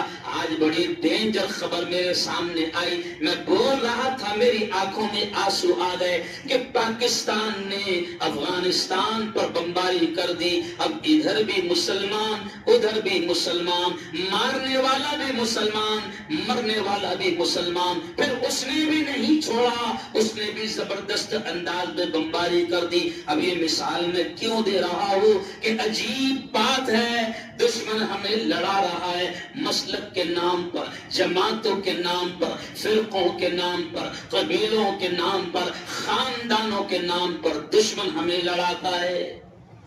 اور اللہ نے کہہ دیا وَلَا تَنَازَعُوا، آپس میں جھگڑنا مت، ورنہ یہ ہوگا فَتَفْشَلُوا، تم کمزور ہو جاؤ گے، وَتَذْهَبَ رِيحُكُمْ، تمہاری ہوا اکھڑ جائے گی. آج آپس میں لڑ کر اتنا کمزور ہو گئے کہ 57 اسلامی ملک ہے. اللہ نے پاور بھی دیا، اللہ نے سونا بھی ان کو دے دیا، اللہ نے ڈیزل پیٹرول بھی ان کو دے دیا، اللہ نے گیس بھی ان کو دے دیا، اللہ نے اتنی دولت سے اور زمین کے اتنے خزانوں سے نواز دیا کہ پوری دنیا پر یہ راج کر سکتے ہیں. لیکن آپس میں لڑا کر دشمنوں نے چال چلی اور دشمن کامیاب ہو گئے کہ غزہ پورا ختم ہو گیا، اسلامی ملک خاموش رہے. فلسطین کو تباہ کر دیا، اسلامی ملک خاموش رہے. مصر کو تباہ کر دیا، تمام اسلامی ملک خاموش رہے. عراق کو ختم کر دیا، تمام اسلامی ملک خاموش رہے. میں 4 سال سے لگاتار کہہ رہا تھا کہ دیکھو تمہاری ایک ایک کی باری آئے گی. اب ایسا ہی ہو گیا، ایک ایک کی باری ہے. اور صرف یہ باہر کے لیے نہیں، اب جو بات کہہ رہا ہوں سنو، یہ صرف باہر کے لیے پیغام نہیں ہے، قرآن کا پیغام جلگاں والوں کے لیے بھی ہے اور دنیا کے ہر ایمان والے کے لیے ہے کہ اللہ کہتا ہے آپس میں جھگڑنا مت، کسی بھی نام پر مت جھگڑنا. کچھ لوگ، اب یہ جملہ سنو، کچھ لوگ قبیلے کے نام پر لڑتے ہیں، میں سید، میں فاروقی، میں قریشی. کیوں؟ میں اونچی ذات کا، وہ نیچی ذات کا. اللہ کی قسم قرآن نے کلیئر طور سے کہا، اب یہ آیت سننا، قرآن نے کلیئر طور سے کہا، اللہ نے کہا اِنَّا جَعَلْنَاكُمْ شُعُوبًا وَقَبَائِلَ لِتَعَارَفُوا. ایسی آیت ہے نا. دیکھو آج تک یہ جملہ، یہ آیت کسی نے اس انداز میں نہیں سمجھایا ہوگا. اب سن لو، اللہ یہ کہتا ہے کہ اونچ نیچ تم میں نہیں ہے، کوئی سید نہیں، کوئی کھٹکی نہیں، کوئی پٹیل نہیں، کوئی منیار نہیں، کوئی منصوری نہیں، کوئی پنجاری نہیں. اس آیت میں اللہ کہتا ہے اِنَّا جَعَلْنَاكُمْ شُعُوبًا وَقَبَائِلَ. اللہ کہتا ہے کہ یہ قبیلے، یہ برادریاں میں نے بنائی. اور کیوں بنائی؟ کلیئر اللہ نے کہہ دیا لِتَعَارَفُوا، تاکہ تم ایک دوسرے کو پہچان سکو. اس سے زیادہ برادری کی کوئی حیثیت نہیں. قرآن کیا ہے. آج بھی مولانا ہندوستان میں کچھ علاقے ایسے ہیں کہ برادری کے نام پر بے انتہا مسلمانوں میں آپس میں نفرت ہے. مہاراشٹر میں کچھ علاقے ایسے ہیں، میں نام نہیں لوں گا ان شہروں کا، اچھا نہیں لگتا ہے. کیا کریں؟ پڑھے لکھے بہترین دین کا کام کرنے والے، دین سے جڑے ہوئے لوگ برادریوں کے نام پر آپس میں لڑ رہے ہیں. جیسے اوپر لیول پر دشمن فائدہ اٹھا رہے ہیں، نیچے لیول پر یہاں پر بھی دشمن فائدہ اٹھا رہے ہیں. اللہ کہتا ہے کہ یہ میں نے برادری ہے، یہ قبیلے صرف انٹروڈکشن، تعارف کے لیے بنائے ہیں. مثال کے طور پر تمہارے جلگاؤں میں 4 ہارون ہیں، تو اللہ کہتا ہے ایک ہارون سید ہے، ایک ہارون قریشی ہے، ایک ہارون کھٹکی ہے، ایک ہارون پٹیل ہے. ختم. سمجھ گئے اشارہ؟ ارے بولو، ارے کون سا ہارون؟ وہ کھٹکی. गुलजार वो पटेल, बस क्लियर। अगर कोई ये समझेगा कि मैं ऊंची खानदान का हूँ और मैं ऊंचे जात का हूँ और मैं हजरत उमर के और हजरत अबू बकर के खानदान का हूँ और मैं हुजूर के नस्ब से हूँ, कसम अल्लाह की मेरे जुमले नहीं है। अल्लाह कहता है इन्न अक्रमकुम इंदल्लाहि अतकाकुम, अल्लाह कहता है कि मेरे नजदीक सबसे ऊंचे रुतबे वाला वो है जो मुझसे सबसे ज्यादा डरने वाला होगा। मेरे नजदीक सबसे ऊंचे रुतबे वाला वो है। जुमला सुन लो, हिल जाएगा दिमाग। अगर तुम्हारे जलगांव का कोई दलित भाई, ये जुमला सुन लेना, अगर तुम्हारे जलगांव का कोई बौद्ध भाई, अगर तुम्हारे जलगांव का कोई जैन, कोई ब्राह्मण भाई अगर ईमान लाता है, आज ईमान लाता है और अल्लाह से डरता है, पाबंदी करता है, मुत्तकी परहेजगार बन जाता है, मैं नहीं कह रहा हूं, अल्लाह कह रहा है कि अगर वो मुत्तकी और परहेजगार है तो मक्का और मदीना के रहने वाले से ज्यादा अल्लाह की निगाह में उसका एहतराम है, चाहे वो दलित था। हमारे यहाँ ऊंची नीच नहीं है। अल्लाह कहता है मेरे नजदीक ऊंचे मकाम वाला वो जो सबसे ज्यादा मुझसे डरने वाला हो। अब आओ, अब जो अहम बात ये भी समझाऊंगा कि देखो याद रखो, ये जितने मसलक के झगड़े हैं, ये जितने मसलक के झगड़े हैं, अल्लाह के वास्ते अब जो हालात बन रहे हैं मौलाना, अब इन हालात में हमारा बोलना फर्ज हो गया है कि तबलीगी, सुन्नी, जमात इस्लामी, अहले हदीस, जितनी मसलक है, जितने जमातें हैं, ओ जलगांव के मुसलमानों, ये पैगाम मेरा सुन लो और पूरी दुनिया में ये पैगाम जाएगा कि मसलक और जमातें अपनी अपनी जगह, मसलक और जमातें अपनी अपनी जगह, आप किसी भी नाम पर लड़ना नहीं। अगर कोई सुन्नी जमात का साथी है, कसम अल्लाह की वो अल्लाह रसूल का मानने वाला है, उसका मसलक उसको मुबारक, मगर हम उसको ताना नहीं देंगे, हम उसके खिलाफ नहीं बोलेंगे। अगर कोई अहले हदीस है, उसका मसलक उसकी जगह, हम उसको ताना नहीं देंगे। मैंने जुमा के बयान में कल ईदगाह में कहा कि हम एक दूसरे को काफिर बनाते हैं, ये काफिर, वो काफिर, वो भी काफिर। तो मैंने जुमला कहा मुफ्ती फरहान साहब कि भैया जिंदगी में कभी किसी एक मुसलमान, एक काफिर को मुसलमान नहीं बनाया और जिंदगी में कितने मुसलमानों को काफिर बना दिया। सही है?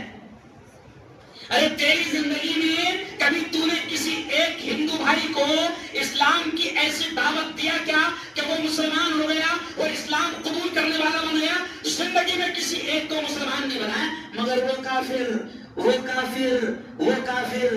तो क्या जन्नत में तू अकेला जाएगा? अरे बोलो, कोई काफिर नहीं। काफिर कौन है, जन्नती कौन है, जहन्नमी कौन है, ये फैसला कौन करेगा? जोर से बोलो अल्लाह। हम सब, हमारा रिश्ता क्या है? ला इलाहा इल्लल्लाह। देखो ईरान के झंडे पर भी क्या लिखा हुआ है? ला इलाहा। अरे बोलो, वो अल्लाह का इकरार करते हैं, वो नबी का इकरार करते हैं। मुफ्ती तकी उस्मानी दुनिया के सबसे बड़े मुफ्ती है, उन्होंने कहा कि हमारा शिया भाइयों से अकीदे का इख्तिलाफ है, नो डाउट, हमारा अकीदे का इख्तिलाफ है, लेकिन उसका फैसला कौन करेगा? अल्लाह। और ये हालात ऐसे नहीं हैं कि हम आपस में लड़े। अब जो बात कहूंगा वो भी सुन लो। ओ मुसलमान भाइयों, आपका, मैं मुफ्ती हारून नदवी, आपका और मेरा रिश्ता सिर्फ काय का है? ला इलाहा इल्लल्लाह। तो आखिरी पैगाम ये भी सुनो, आपस में लड़ना नहीं, आपस में झगड़ना नहीं। और अब ये भी पैगाम कि एक दूसरे से हसद भी मत करो। मसलक और जमात अलग, लेकिन आपस में भी एक दूसरे से हसद मत करो, एक दूसरे से जलो मत। अगर हम, मेरा कोई मुसलमान भाई अगर तरक्की करता है, अल्लाह उसको नवाजता है, ये बहुत काम की बात कह रहा हूं। अगर अल्लाह किसी मुसलमान को नवाजता है तो मुसलमान ने खुश होना कि मेरे भाई को रब नवाज रहा है। और अगर कोई नवाजा जा रहा है तो प्यारे नबी ने क्या फरमाया? सुनो सुनो, प्यारे नबी ने क्या फरमाया?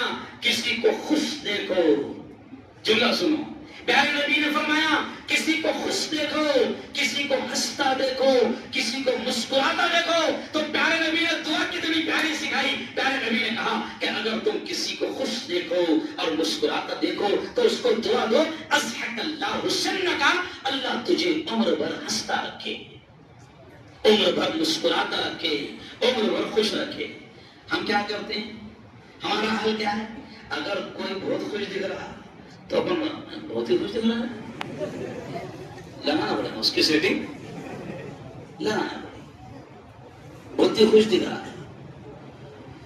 قرآن کی آخری آیت پڑھتے ہیں آپ، الذی یوسوس فی صدور الناس من الجنۃ والناس، اور اس سے پہلے والی سورت پڑھتے ہیں، کیا پڑھتے ہیں؟ ومن شر حاسد، ارے بولو، اذا حسد، اے اللہ حاسد کے شر سے میری حفاظت کرنا جب وہ حسد کرنے پر آئے، کیونکہ جب حسد کرے گا، جب وہ جلے گا تو کیا کرے گا بھروسہ نہیں۔ ارے بولو صحیح، جب ہم کسی سے جلتے ہیں نا تو اس کے جلنے میں، اس کی جلن کی وجہ سے ہم اس کی عزت پر بھی ہاتھ ڈال لیتے ہیں، ہم اس کو بدنام بھی کر دیتے ہیں، ہم اس پر غلط الزام بھی لگا دیتے ہیں۔ ہم جب جلتے ہیں اور حسد کرتے ہیں تو اس کو پھنسا بھی دیتے ہیں۔ ابھی جب واقعہ ہوا، جس دن میں جلگاؤں میں آیا اور تھوڑا سا واقعہ ہو گیا تھا، 20-22 بچوں کو اٹھا لیا گیا، رات میں 1:45 بج گئے ہم کو پولیس اسٹیشن میں، 2:45، جتنے 22 جوانوں کو اٹھایا گیا، اللہ کی قسم ایک بھی جوان جھگڑے میں شامل نہیں تھا۔ 2:45 بجے رات میں خلاصہ یہ نکلا کہ اپنے والوں نے نام دیے، آنکھوں میں آنسو آئے ہمارے والوں۔ پی آئی کہتا پولیس انسپکٹر کہتا مفتی صاحب ہم کو تو نہیں معلوم، اچھا نام بھی دے رہے اور محلے میں اس کی چڑ کیا ہے وہ بھی بتا دے رہے۔ وہ تو اللہ کا شکر کہ رات کے 1:45 بجے ہم نے ایک ایک کا فوٹو بتا کر کے دیکھو صاحب تمہارے پاس جو ویڈیو ہے اس ویڈیو میں یہ دکھایا گیا ہے، نہیں، ایک ایک کر کے 22 جوانوں کو اس دن نکالے۔ لیکن آخر میں خلاصہ یہ نکلا کہ پولیس والوں نے آخر میں ہاتھ جھٹک کر کیا کہ ہم نے تھوڑے لیے تھے نام، تمہارے والوں نے لیے، نہیں سمجھا۔ رات کو 4:30-5 بجے شہری کے وقت لفڑا ہوا، اب تم بتاؤ، میں تم سے پوچھتا ہوں کہ 5:30 بجے شہری کے وقت 5 بجے جھگڑا ماسٹر کالونی میں ہو رہا تو وہاں چوپڑے کا بڈھا آئیں گے کیا؟ دیکھو میں ایک دم سادہ انداز میں سمجھا رہا ہوں اپنی بدماشی کیا ہے۔ چوپڑے کا بڈھا ہے نا، چوتھے دن چوپڑے کا بڈھا روتے ہوئے آیا مسجد عمر میں، کہا کہ بابا میرا بھی نام لکھا ہے، میں چوپڑے میں تھا۔ اچھا جب تحقیقات کرے تو پتہ چلا کہ ان کے ہی رشتہ دار نے اس سے دشمنی تھی تو چوپڑے والے کا لگا دیا۔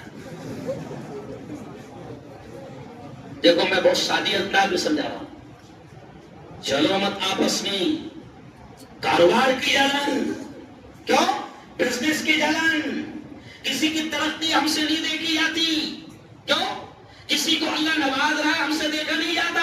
ارے حدیث میں اتنے کلیئر الفاظ ہیں مفتی صاحب، ایک دم کھل کر بیان کرو، حدیث میں اتنے کلیئر الفاظ ہے کہ اگر اللہ نے کسی کو عزت سے نوازا، یا اللہ نے کسی کو دولت سے نوازا، یا اللہ نے کسی کو تھوڑا سا اچھا دے دیا اور آپ اگر اس سے چل رہے ہیں تو آپ کی دشمنی اس سے نہیں ہو رہی، جس نے اس کو دیا آپ کی دشمنی اس سے ہو رہی ہے، کیونکہ آپ اس سے جس چیز سے جل رہے ہیں اس کو وہ چیز کس نے دیا؟ ارے بولو تو اللہ میاں، وہ بولو اللہ میاں وہ فور ویلر پہ گھوم رہا میرا پیٹ دکھ رہا نا، کس کو بول رہا ہے؟ ارے بولو اللہ میاں۔ اگر اللہ کسی کو نواز رہا ہے حسد مت کرو، عزتیں اللہ دیتا ہے، بلندیاں اللہ دیتا ہے، دولت اللہ دیتا ہے، کاروبار میں کامیابی اللہ دیتا ہے، اور کسی بھی انسان کو جو کچھ بھی ملتا ہے، میں نے کہا نا کہ یہاں کسی کو اپنی مرضی سے کچھ نہیں ملتا، سب کون دیتا ہے؟ اللہ دیتا ہے۔ یہ اس لیے میں کہہ رہا ہوں کہ آپ کا اور ہمارا رشتہ اور پورے مسلمانوں کا رشتہ صرف جلگاؤں کا نہیں، میرے یارو آج میں سے کہتا ہوں، آپ کھاٹک ہے، آپ منصوری ہے، آپ پنجاری ہے، آپ باغبان ہیں، آپ پٹیل ہے، آپ منیار ہے، آپ سکلگر ہے، آپ کاکر ہے، آپ جو بھی ہے، یہ آپ کی برادریاں کوئی حیثیت نہیں رکھتی. آپ سید ہو کہ قریشی ہو کہ فاروقی ہو کہ حضرت ابوبکر کے خاندان کے ہو کہ حضور کے قبیلے کے ہو، اللہ کہتا ہے کہ ان کی کوئی حیثیت نہیں. ارے نبی خود اپنی لاڈلی بیٹی فاطمہ سے کہتے ہیں، فاطمہ، دیکھو جملہ یاد آ گیا، اللہ نے دماغ میں ڈال دیا. نبی خود اپنی لاڈلی بیٹی فاطمہ سے کہتے ہیں، فاطمہ اس گمان میں اور اس خیال میں مت رہنا کہ تو نبی کی بیٹی ہے. فاطمہ عمل کر، تیرے عمل کی بنیاد پر تو بخشی جائے گی. نبی کے خاندان کی بنیاد پر بخشی نہیں جائے گی، نبی کی بیٹی ہونے کی بنیاد پر، ارے بولو، بخشی نہیں جائے گی. تو آپ کی جو بھی برادریاں ہیں یہ صرف تعارف کے لیے ہے. برادری کے اعتبار سے بھی ہم کسی سے نفرت نہ کریں، علاقے کے اعتبار سے بھی ہم کسی سے نفرت نہ کریں، زبان کے اعتبار سے بھی ہم کسی سے نفرت نہ کریں. حسد اور جلن تو بالکل نہ کریں. اللہ نوازتا ہے، اللہ دیتا ہے. اور رمضان میں میرے یارو اب آخری بات یہ کہوں گا کہ یہ موقع ہے اللہ کو راضی کرنے کا. رمضان مہمان نہیں ہے، یہ جملہ سنو. رمضان لوگ کہتے ہیں مہمان آ گیا ہے، مہمان رمضان نہیں ہے، تو ہے. رمضان تو اگلے سال بھی، ارے بولو، رمضان تو اگلے سال بھی آئے گا، مگر اگلے سال تو رہے گا کہ نہیں رہنے یہ نہیں معلوم. تو اس سال رمضان ملا ہے. اللہ والے ایک جملہ کہتے ہیں، ابھی دیکھو کتنے دن بچے ہیں. آج کتنے روزے ہو گئے؟ ارے بولو، 24 روزے ہو گئے. 24 روزے ہو گئے. انشاءاللہ اپن کوشش کریں گے کہ 29 کو چاند نکال دیں گے. کون انشاءاللہ؟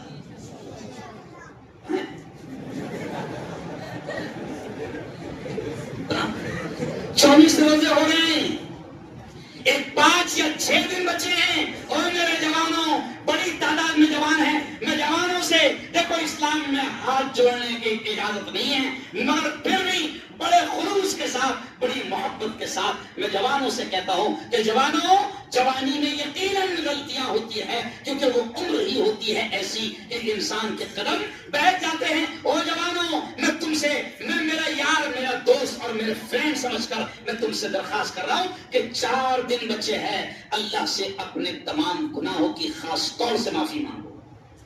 آج میں اثر میں گیا تھا ایک دواخانے میں، آج ہی تمہارے سہیوگ ہاسپٹل میں، کل کے روز رات میں 2 بجے مکتائی نگر کے پاس میں ایکسیڈنٹ ہوا خطرناک.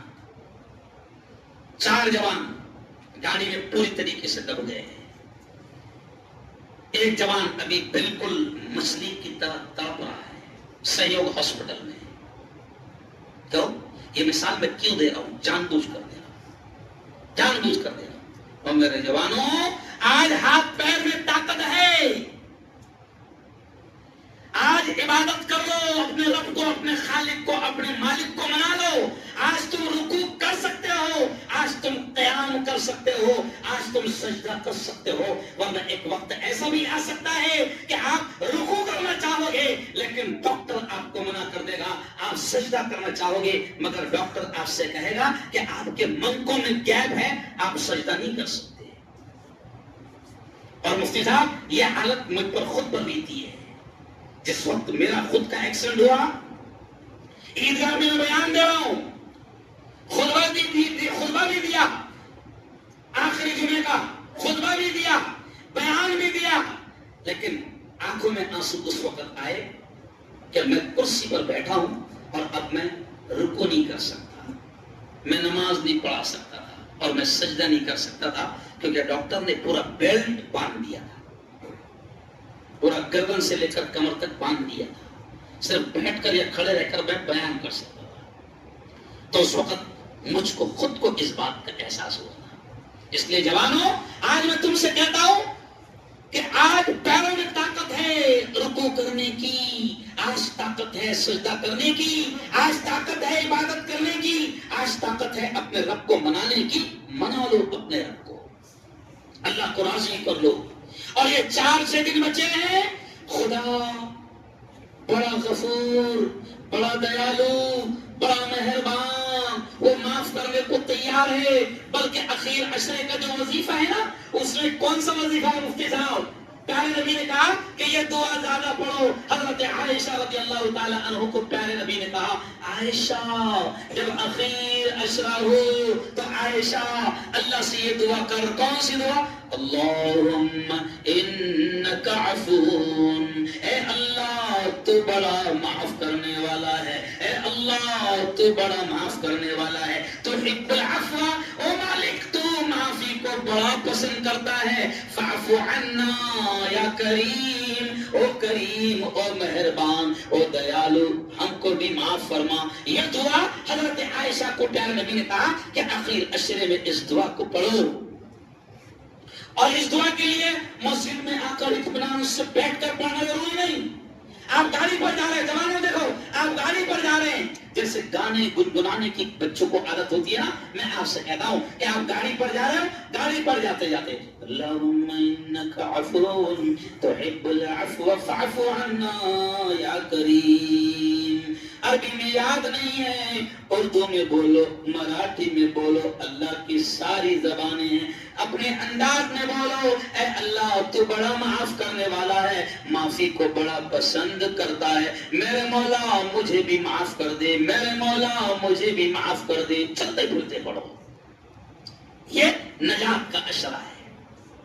اور کوئی شرمانے کی بات نہیں. اب یہ جملہ سنو جوانوں، کوئی شرمانے کی بات نہیں. جوانی کی عمر میں آنکھوں سے بہت زنا ہوا، ہاتھوں سے بہت زنا ہوا، دل اور دماغ، فکر اور خیالات بھی زنا کے خیالات آئے ہیں.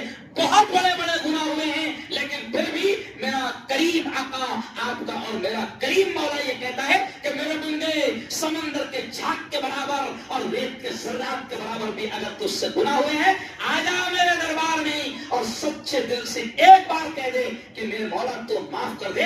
قسم اللہ کی، وہ رب کہتا ہے کہ میں ایک بار تو کہہ دے میں معاف کرنے کو تیار ہوں.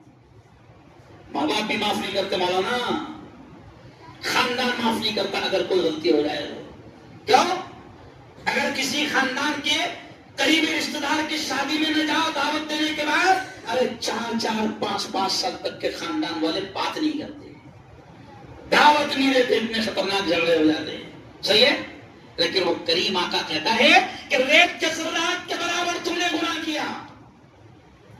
میری بیٹیوں، میں تم سے بھی کہہ رہا ہوں، عورتیں میری بات کو سن رہی، میں ان سے بھی کہہ رہا ہوں کہ تمہیں ہی گناہ ہوئے ہو. اللہ کہتا ہے ایک مرتبہ سچے دل سے کہہ دے کہ میرے مولا اب نہیں کروں گا، میرے تمام چھوٹے بڑے گناہوں کو معاف کر دے. وہ مولا معاف کرنے کو تیار ہے نا؟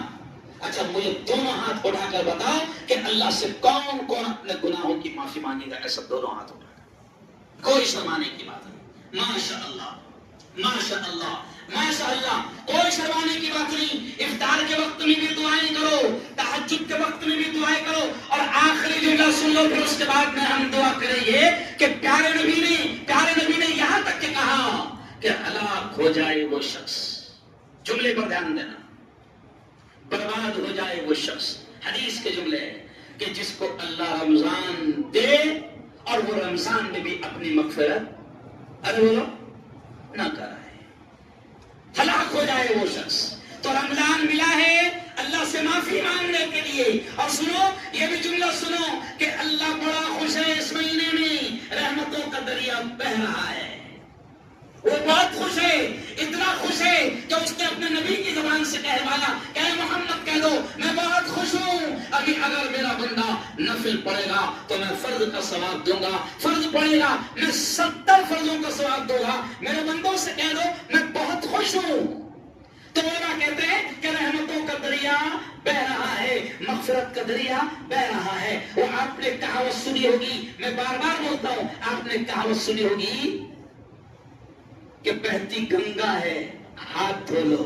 سنے یہ کہاوت؟ سنے نا؟ تو میں کہتا ہوں کہاوت غلط ہے. میں کہتا ہوں کہ کہاوت غلط ہے. ارے جب گنگا بہ رہی تو باولے صرف ہاتھی کیوں دھوڑا؟ ارے پورا نہا لینا. ڈبکیا؟ ارے بڑے بڑے پاپی جاتے ڈبکیا لگانے. ابھی دونوں ٹکے میں گئے تھے نہیں گئے؟ 100 چوہے کھا کے.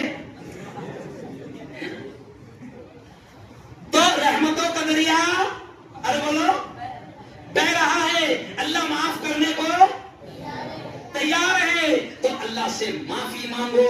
اور یہ اب ہم دعا کرنے سے پہلے میں آپ کو ایک اعلان کروں گا کہ دیکھو پیارے نبی نے کیا کہا. وہ جوانوں سنو, تمہارے لیے خاص طور سے پیارے نبی نے کیا کہا.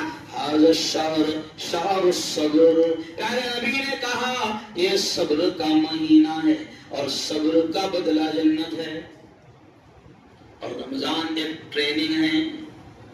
میں نے ہندو بھائیوں کو جب بمبئی میں کہا تو ان کو یہ جملہ بڑا پسند آیا. میں نے کہا ان منتریوں کو بھی بیٹھے تھے تو میں نے کہا صاحب آپ سمجھتے ہیں, مجھ سے ایک ہندو نے سوال کیا کہ مفتی جی ذرا بتاؤ کہ یہ آپ کا بھگوان آپ کو 13-14 گھنٹے بھوکا کیوں رکھوا رہا ہے, پیاسا کیوں رکھوا رہا ہے. تو میں نے کہا بہت صحیح سوال ہے, کیونکہ ان کو کیا لگتا ہے کہ بھوکے رہنے کا نام روزہ ہے, پیاسے رہنے کا نام روزہ ہے. میں نے کہا نہیں, روزہ بہترین انسان بننے کی ٹریننگ ہے. جیسے آرمی میں اگر کوئی جاتا ہے فوج میں تو اس کی ٹریننگ ہوتی ہے, ٹیچر بنتا ہے تو ٹریننگ ہوتی ہے, ڈرائیور بنتا ہے تو ٹریننگ ہوتی ہے. لیکن روزہ ہے بہترین انسان بننے کی ٹریننگ. کیسے کیسے؟ تو میں نے ان کو مثال دیا. میں نے کہا صاحب بامبے میں 6:50 کو روزہ کھولا ہے. اس وقت اعلان ہوا تھا 6:50 کو کھلے گا. تو میں نے کہا صاحب 6:50 کو روزہ کھول رہا ہے. اب اگر 6:48 کو ہم سے کوئی کہے کہ یہ تربوز ہے کھا لے, 2 منٹ پہلے, بولو کھائے گا؟ نہیں. میں نے کہا صاحب تربوز حلال, شربت حلال, سمجھ رہے آپ, روزہ حلال, لیکن 2 منٹ پہلے بھی حلال حرام. اگر کسی کو 2 منٹ کیا 1 منٹ پہلے بولے پی, دماغ سرک جائے گا ذرا, تو روزہ خراب کر رہے گا. واہ واہ واہ, 1 منٹ پہلے تربوز حلال ہے, کھانے کو تیار نہیں, روزہ حلال ہے, پینے کو تیار نہیں, نیمبو شربت ارے بولو نا حلال ہے, پینے کو تیار نہیں 1 منٹ پہلے. تو اللہ کہتا ہے میرے بندے بس یہی تو تیری ٹریننگ ہے کہ جیسے رمضان میں تو 1 منٹ پہلے حلال نیمبو شربت پینے کو تیار نہیں تھا, تو رمضان کے بعد میں تو بیئر کیسی کیا پیے گا. ارے بولو, یہ بیئر کا جان بوجھ کے بولا میں نے, کیونکہ مولانا اس دن نشے کو ہم نے بیان کرے, نشے پر بیان کرا میں نے مسجد عمر میں, بہترین بیان ہوا نشے پر, شراب کے بارے میں. تو باہر ایک جوان نکل کر مجھے بول رہا ہے, اتنا اچھے سے بول رہا ہوں, مفتی صاحب اللہ کا شکر ہے میں شراب نہیں پیتا, بولا بیئر پیتا. اب تم نے بیئر کے بارے میں کچھ نہیں بولے, بولا بیٹا بیئر کی آیت لانا پڑے گی تیرا, کیا لانا پڑے گی؟ بیئر کی آیت الگ سے لانا پڑے گی نہیں. اور جوانوں اللہ کہتا ہے کہ رمضان میں روزے کی حالت میں 1 منٹ پہلے تو حلال روح افزا پینے کو تیار نہیں تھا, تو پھر رمضان کے بعد تو حرام کیسے پیے گا.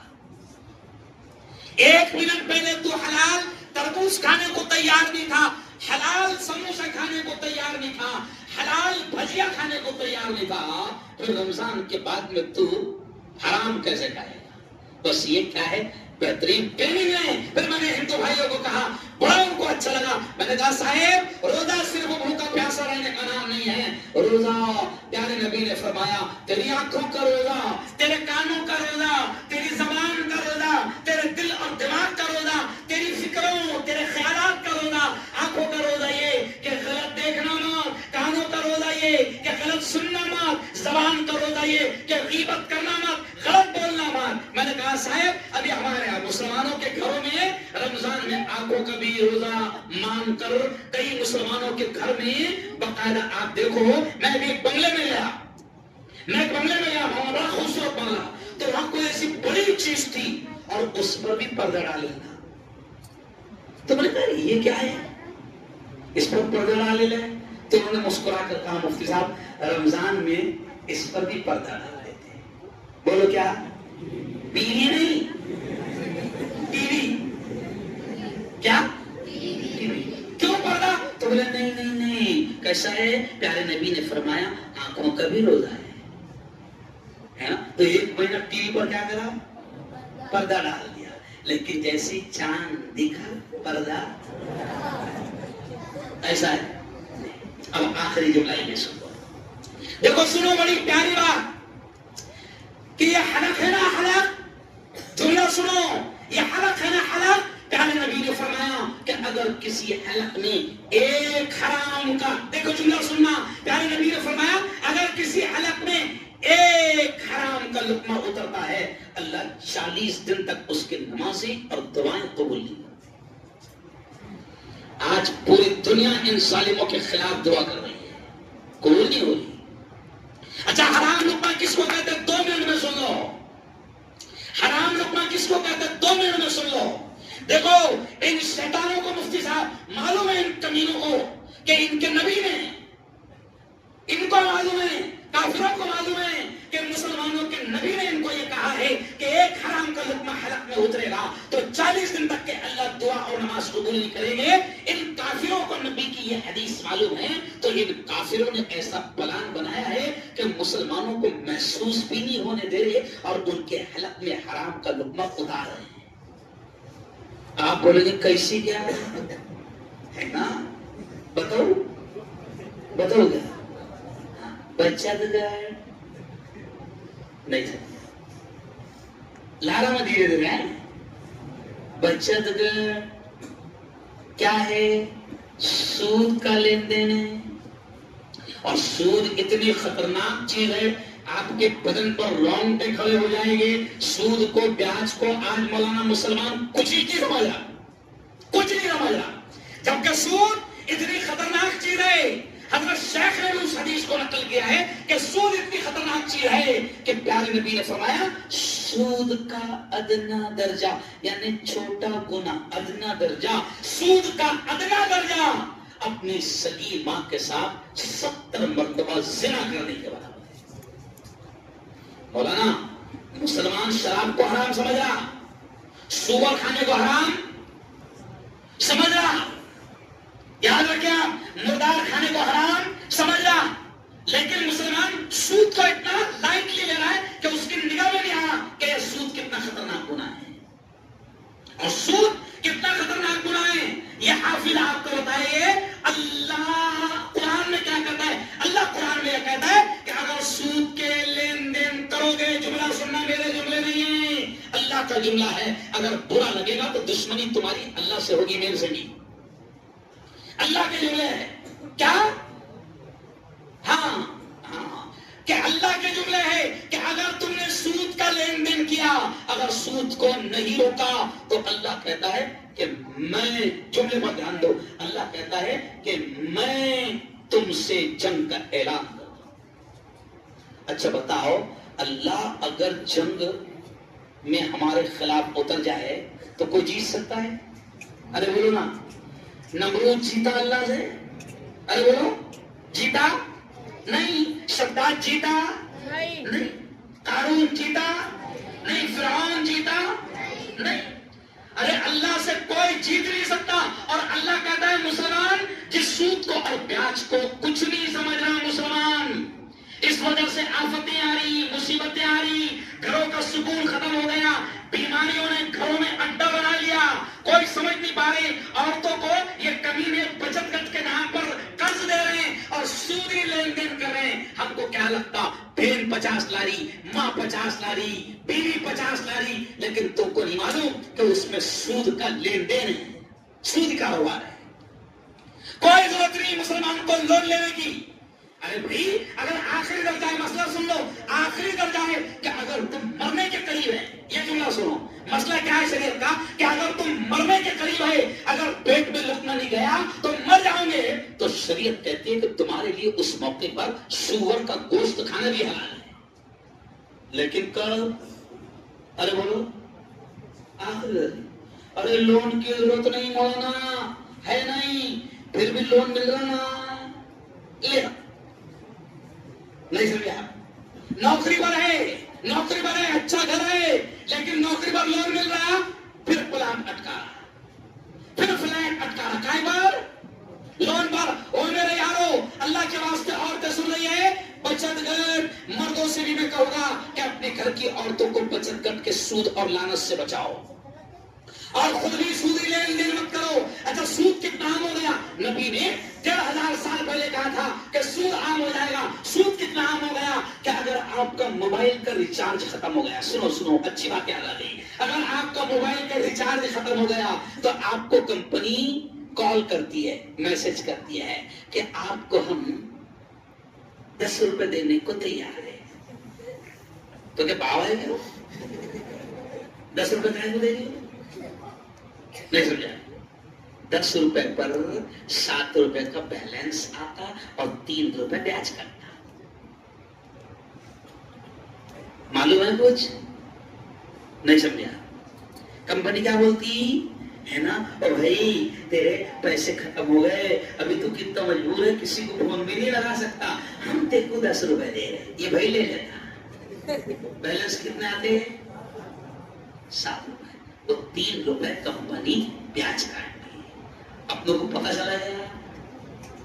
नबी ने कहा था 1500 साल पहले कि सूद आम हो जाएगा और तुमको महसूस भी, अरे बोलो, नहीं होगा। तो आज ये भी तय कर लो कि हर किस्म के सूदी लेन देन से बचेंगे। कहो जोर से इंशाअल्लाह। और गलती से सूदी लेन देन में फंस गए हैं, अल्लाह माफ करेगा, लेकिन कब माफ करेगा? जब आज तय करो कि मैं जल्द से जल्द अपने आप को सूद के लेन देन से बाहर, अरे बोलो, कई होशियारों को हमने देखा, लोन मिल रहा था बिजनेस के लिए, लाखों रुपए भाई ने ले लिया और फिर बिजनेस चला नहीं, मगर लोन माफ हुआ नहीं, और फिर चक्रव्यूह ब्याज चलो, याद रखो। इसलिए मेरे यारों, आज बिल्कुल कोई शर्म की बात नहीं, आज अल्लाह से माफी मांग लो। अगर सूदी कारोबार में कोई गलती से भी फंस गया होगा, गलती से मैं कह रहा हूं, गलती से भी फंस गया होगा, तो इंशाअल्लाह अपने आप को सूद से अपने आप को निकालने की कोशिश करो। करेंगे इंशाअल्लाह।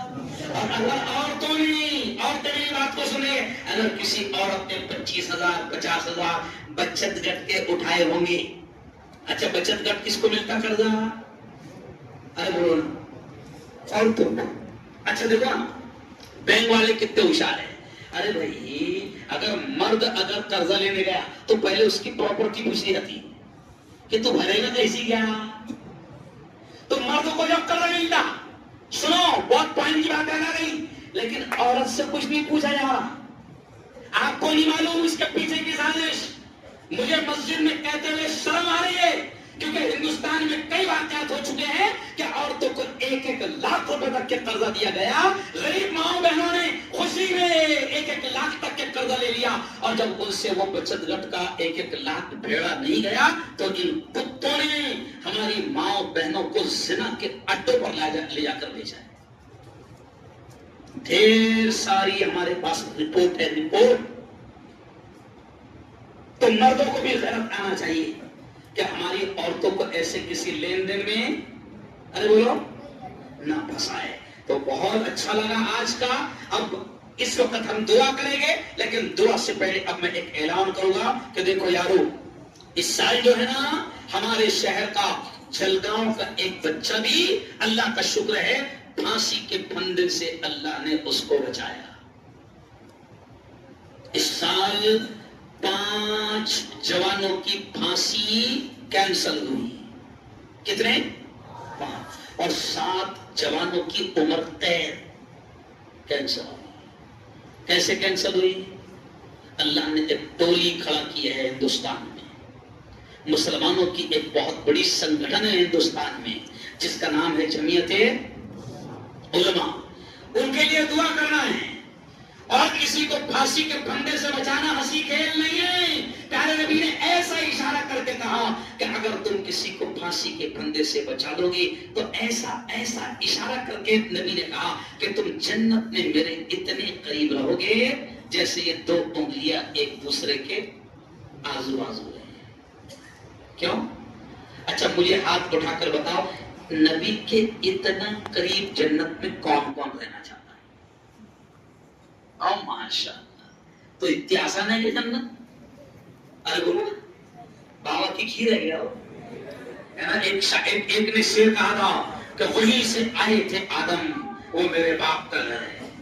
تیرے باپ کا گھر نہیں ہے، نہ ماموں کا ہے نہ خالہ کا ہے، اتنی آسانی سے ملنے والی ارے بولو نہیں ہے۔ سمجھے آپ؟ تو سنو، اب اگر جنت میں نبی کے اتنا قریب رہنا چاہتے ہو تو ایسے کام کرو جس کے بارے میں نبی نے کہا ہے۔ تو آج جمعیت علماء کی محنت سے جو اس سال 5 بچے چھوٹے ہیں اور پھانسی کی سزا کسی کو سنائی جاتی ہے نا، تو بہت بڑا آتنکواد کا جب اس پہ الزام لگتا ہے تب جا کے اس کو پھانسی کی سزا سنائی جاتی ہے۔ اور جب آتنکواد کا الزام لگتا نا کسی پر تو چچا، بڑے بابا، پورا خاندان ساتھ نہیں دیتا، ڈر کے مارے کہ ہمارا بھی نام نہ۔ اس وقت جمعیت علماء کھڑی ہوتی ہے اور کہتی ہے سپریم کورٹ سے کہ تم نے اس پر آتنکواد کا الزام لگایا، پھانسی کی سزا ہائی کورٹ نے، نیچے کی کورٹ نے سنا دی، سپریم کورٹ میں جمعیت علماء لاکھوں روپے خرچہ کرتی ہے اور آتنکواد کا کیس 20 سال 25 سال تک چلتا ہے اور 20-25 سال میں لاکھوں کروڑوں خرچ ہوتے ہیں۔ جمعیت علماء کہتی ہے کہ تم نے اس جوان پر آتنکواد کا الزام لگایا ہے، پہلے اس کو ثابت تو کرو۔ اللہ کا شکر ہے 2007 سے جب ہم نے یہ کام شروع کیا مہاراشٹر کی ٹولی نے، تو 2007 سے میرے مولا کا کرم ہے آج تک کسی جوان کو پھانسی کے پھندے پہ پہنچنے نہیں دیا۔ سب مدد کس کی ہے؟ ارے بولو، تو ایسے لوگوں کا ساتھ دینے کی نہیں دینا جو یہ کام کر رہے ہیں؟ ارے بولو، تو ساتھ تو یہ ہے کہ ان کے ساتھ ہو جاؤ، اور ان کے ساتھ نہیں ہو سکتے، اپن بیزی ہے یا پھر اپنوں میں اتنی ڈیرنگ بھی نہیں ہے، کیونکہ کچھ لوگ ایسے رہتے ہیں کیا ہونا بولو ادھر نہیں ٹچ کرنے، پیسے بولو کیا ہونا، کیا لگ رہے نہیں، تو ہم بولتے ٹھیک ہے بابا ہم تیرے کو ٹچ بھی نہیں کرتے، تو صرف ہماری باہر سے مدد کر، کیا کر؟ ارے بولو، تو آج میں آپ سے اعلان کر رہا ہوں کہ الحمدللہ 100 سال میں پہلی مرتبہ خاندیش میں کسی آدمی کو جمعیت علماء نے، جو مسلمانوں کی سب سے بڑی سنگٹھن ہے، 100 سال میں تمہارے جلگاؤں کے آدمی کو اوپر بڑے عہدے پر لیا گیا۔ سمجھ رہے آپ؟ تو میں ذمہ دار ہوں، کروڑوں روپے جمعیت علماء خرچ کرتی ہے، ابھی 500 سے زیادہ کیسز جمعیت علماء لڑ رہی ہے۔ تمہارے احمد آباد کے مفتی عبدالقیوم کا نام سنے ہیں؟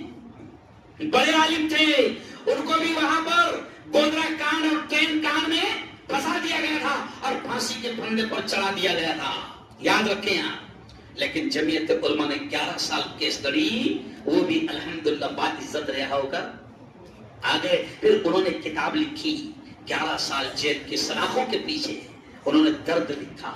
اب کیسی دعائیں دیتے ہو؟ یہاں کا جو بچہ چھوٹا، جیسے ہی چھوٹ کر آیا پہلے سب سے پہلے میرے گھر پر آیا، شکریہ ادا کیا، لیکن ہم نے کبھی واٹس ایپ پہ نہیں ڈالا، نہیں سمجھے؟ جمعیت علماء واٹس ایپ نہیں کھیلتی، نہیں سمجھا؟ 2 کیلے دے رہا، الحمدللہ آج ہم نے 2 کیلے،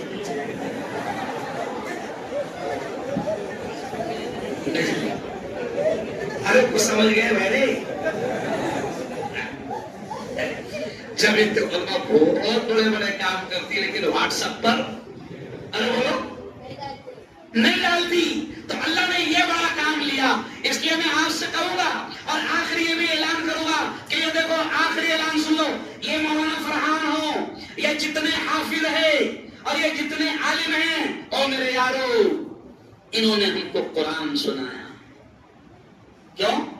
ان کا مرتبہ بہت اونچا ہے۔ اب سنو یہ جملہ، یہ حافظ جی جنہوں نے ہم کو تراویح سنایا، ان کا مرتبہ بہت اونچا ہے، اتنا اونچا ہے کہ جملے سنیں گے تو آپ حیران ہو جاؤ گے۔ ان کا اماموں کا، ان حافظوں کا، ان خدمت کرنے والوں کا مرتبہ اتنا اونچا ہے کہ پیارے نبی نے فرمایا حشر کے میدان میں حافظ جی کو اللہ بلائیں گا اور کیا کہے گا؟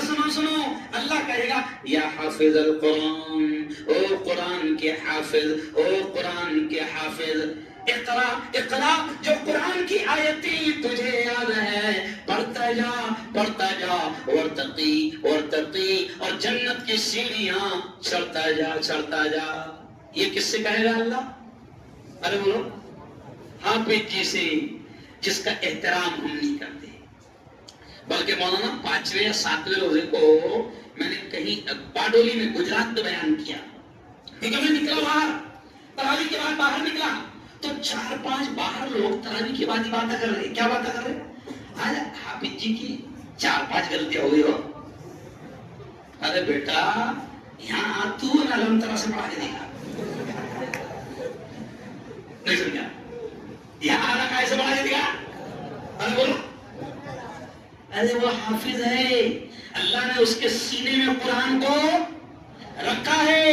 ان کا احترام کرو، ان کی عزت کرو، اور ان کی ایک عزت تو یہ ہے کہ کبھی ان کے خلاف زبان نہیں کھولنا۔ میرے ابا حضور جماعت کے ذمہ دار تھے، پڑھے لکھے نہیں تھے، زیادہ نہیں تھے پڑھے لکھے، بہت زیادہ پڑھے لکھے نہیں تھے۔ تم نے دیکھو گے میرے ابا کو، دیکھو گے زیادہ پڑھے لکھے نہیں تھے، لیکن حافظوں کا اتنا احترام کرتے تھے کہ اگر ان کو پتا چل گیا کہ یہ 10 سال کا بچہ حافظ قرآن ہے، اگر ان کو پتا چل گیا تو ایسا لگتا تھا کہ میرا باپ جو ہے اس کو وہ سر پر اٹھائے گا اور خوشی میں جھومے گا، اتنا احترام کرتے تھے۔ میں آج مسجد میں کھڑا رہ کر کہہ رہا ہوں کہ شاید میرے باپ کے اس احترام کی وجہ سے اللہ نے مجھے دین کا علم دیا۔ اور میرے ابا اس زمانے میں کہتے تھے کہ جنہوں نے اپنے اماموں کا احترام نہیں کیا، اپنے حافظوں کا احترام نہیں کیا، دنیا میں اس کو یہ عذاب ہوگا کہ اللہ اس کی اولاد میں ایک بھی عالم حافظ پیدا نہیں ہونے دے گا۔ ہمارے یہاں ایک ذمہ دار تھے، نہیں ہے ابھی شاید زندہ ہے، وہ اکثر اماموں کو بہت ستاتے تھے۔ تو اس زمانے میں 25 سال 27 سال پہلے میرے ابا نے کہا تھا، بیٹا ہارون دیکھنا اس کی نسل میں کوئی حافظ بھی نہیں بن پائے گا۔ آج وہ آدمی زندہ ہے، بچوں کو مدرسے میں بھیجا نہیں بن پائے، پوتوں کو بھیجا نہیں بن پائے، نواسوں کو بھیجا نہیں بن پائے۔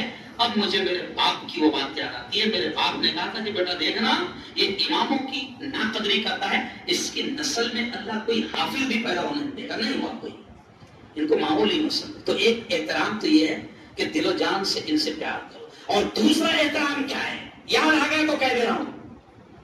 دوسرا احترام یہ ہے کہ یارو ان کی تنخواہیں دیکھو، کیا دیکھو ان کی تنخواہیں۔ اسکولوں کا چپراسی ہے نا، یہ نگر پالیکا کا جو چپراسی ہے اس کی بھی تنخواہ 25 30 35 40 ہزار ہے۔ کیوں؟ جتنے سرکاری نوکر ہیں جو A فار ایپل پڑھاتے، B فار بال پڑھاتے، ان کی بھی 60 70 ہزار ہے۔ 7واں ویتن لگ گیا، 8واں ویتن لگ گیا، پھر بھی ان کو تسلی نہیں ہوئی۔ لیکن ان کا امام 15 سال سے 20 سال سے پڑھا رہا، اس کو پہلا ویتن ابھی تک کے نہیں ملا۔ صحیح بولو، کیا تنخواہ ہے مسجد کے امام کی؟ زیادہ سے زیادہ 10,000، اور بہت زیادہ ہوگی تو شاید 15,000۔ آج بڑے بڑے لوگوں کے گھر میں 6 سے 10 ہزار روپے مہینے کا دودھ آتا ہے۔ تو میں مفتی ہارون ندوی ایک ذمہ دار ہونے کے ناطے، کیونکہ اچھا یہ جو میں بول رہا ہوں یہ صرف ٹاٹا فیل کے لیے نہیں، میرا پیغام سب طرف جائے گا، کیونکہ میں وائرل مفتی ہوں، نہیں سمجھا؟ میں کون سا مفتی ہے؟ وائرل۔ یہ بیان سب طرف جائے گا۔ میں پورے ہندوستان کی مساجد کے ذمہ داروں کو یہ کہوں گا کہ اللہ کے واسطے رحم کرو۔ اگر تمہاری مسجدوں کو اور تمہیں اور تم کو اگر اللہ نے دولت دیا ہے تو اپنے مسجد کے اماموں کا، اپنے مسجد کے مؤذن کا، اپنی مسجد کے خادموں کا احترام کرو، ان کی عزت کرو۔ اور دوسرے یہ کہ اب جو فی زمانہ جس طریقے سے مہنگائی ہے، ذرا سوچو کہ آپ کا گھر اتنی تنخواہ میں چل سکتا ہے کہ نہیں؟ تو وہ بھی اللہ کا بندہ جو آپ کو نماز پڑھا رہا ہے، اگر وہ پریشان رہے گا تو دیکھو بڑی پیاری بات یاد آ گئی، اگر وہ پریشان رہے گا تو نماز میں اس کا ہی دل نہیں لگے گا۔ کبھی کبھی کچھ لوگ آتے، مفتی صاحب میں بہت کوشش کرتا ہوں، دماغ رہتا ہی نہیں نماز میں۔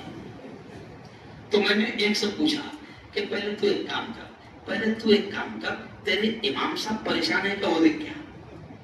तो बोले उनसे क्या लेना देना? अरे बोला अगर उसके भी दिमाग है तो तेरा कहां से देना, क्योंकि तुझे नियत क्या बांधा पीछे इस इमाम।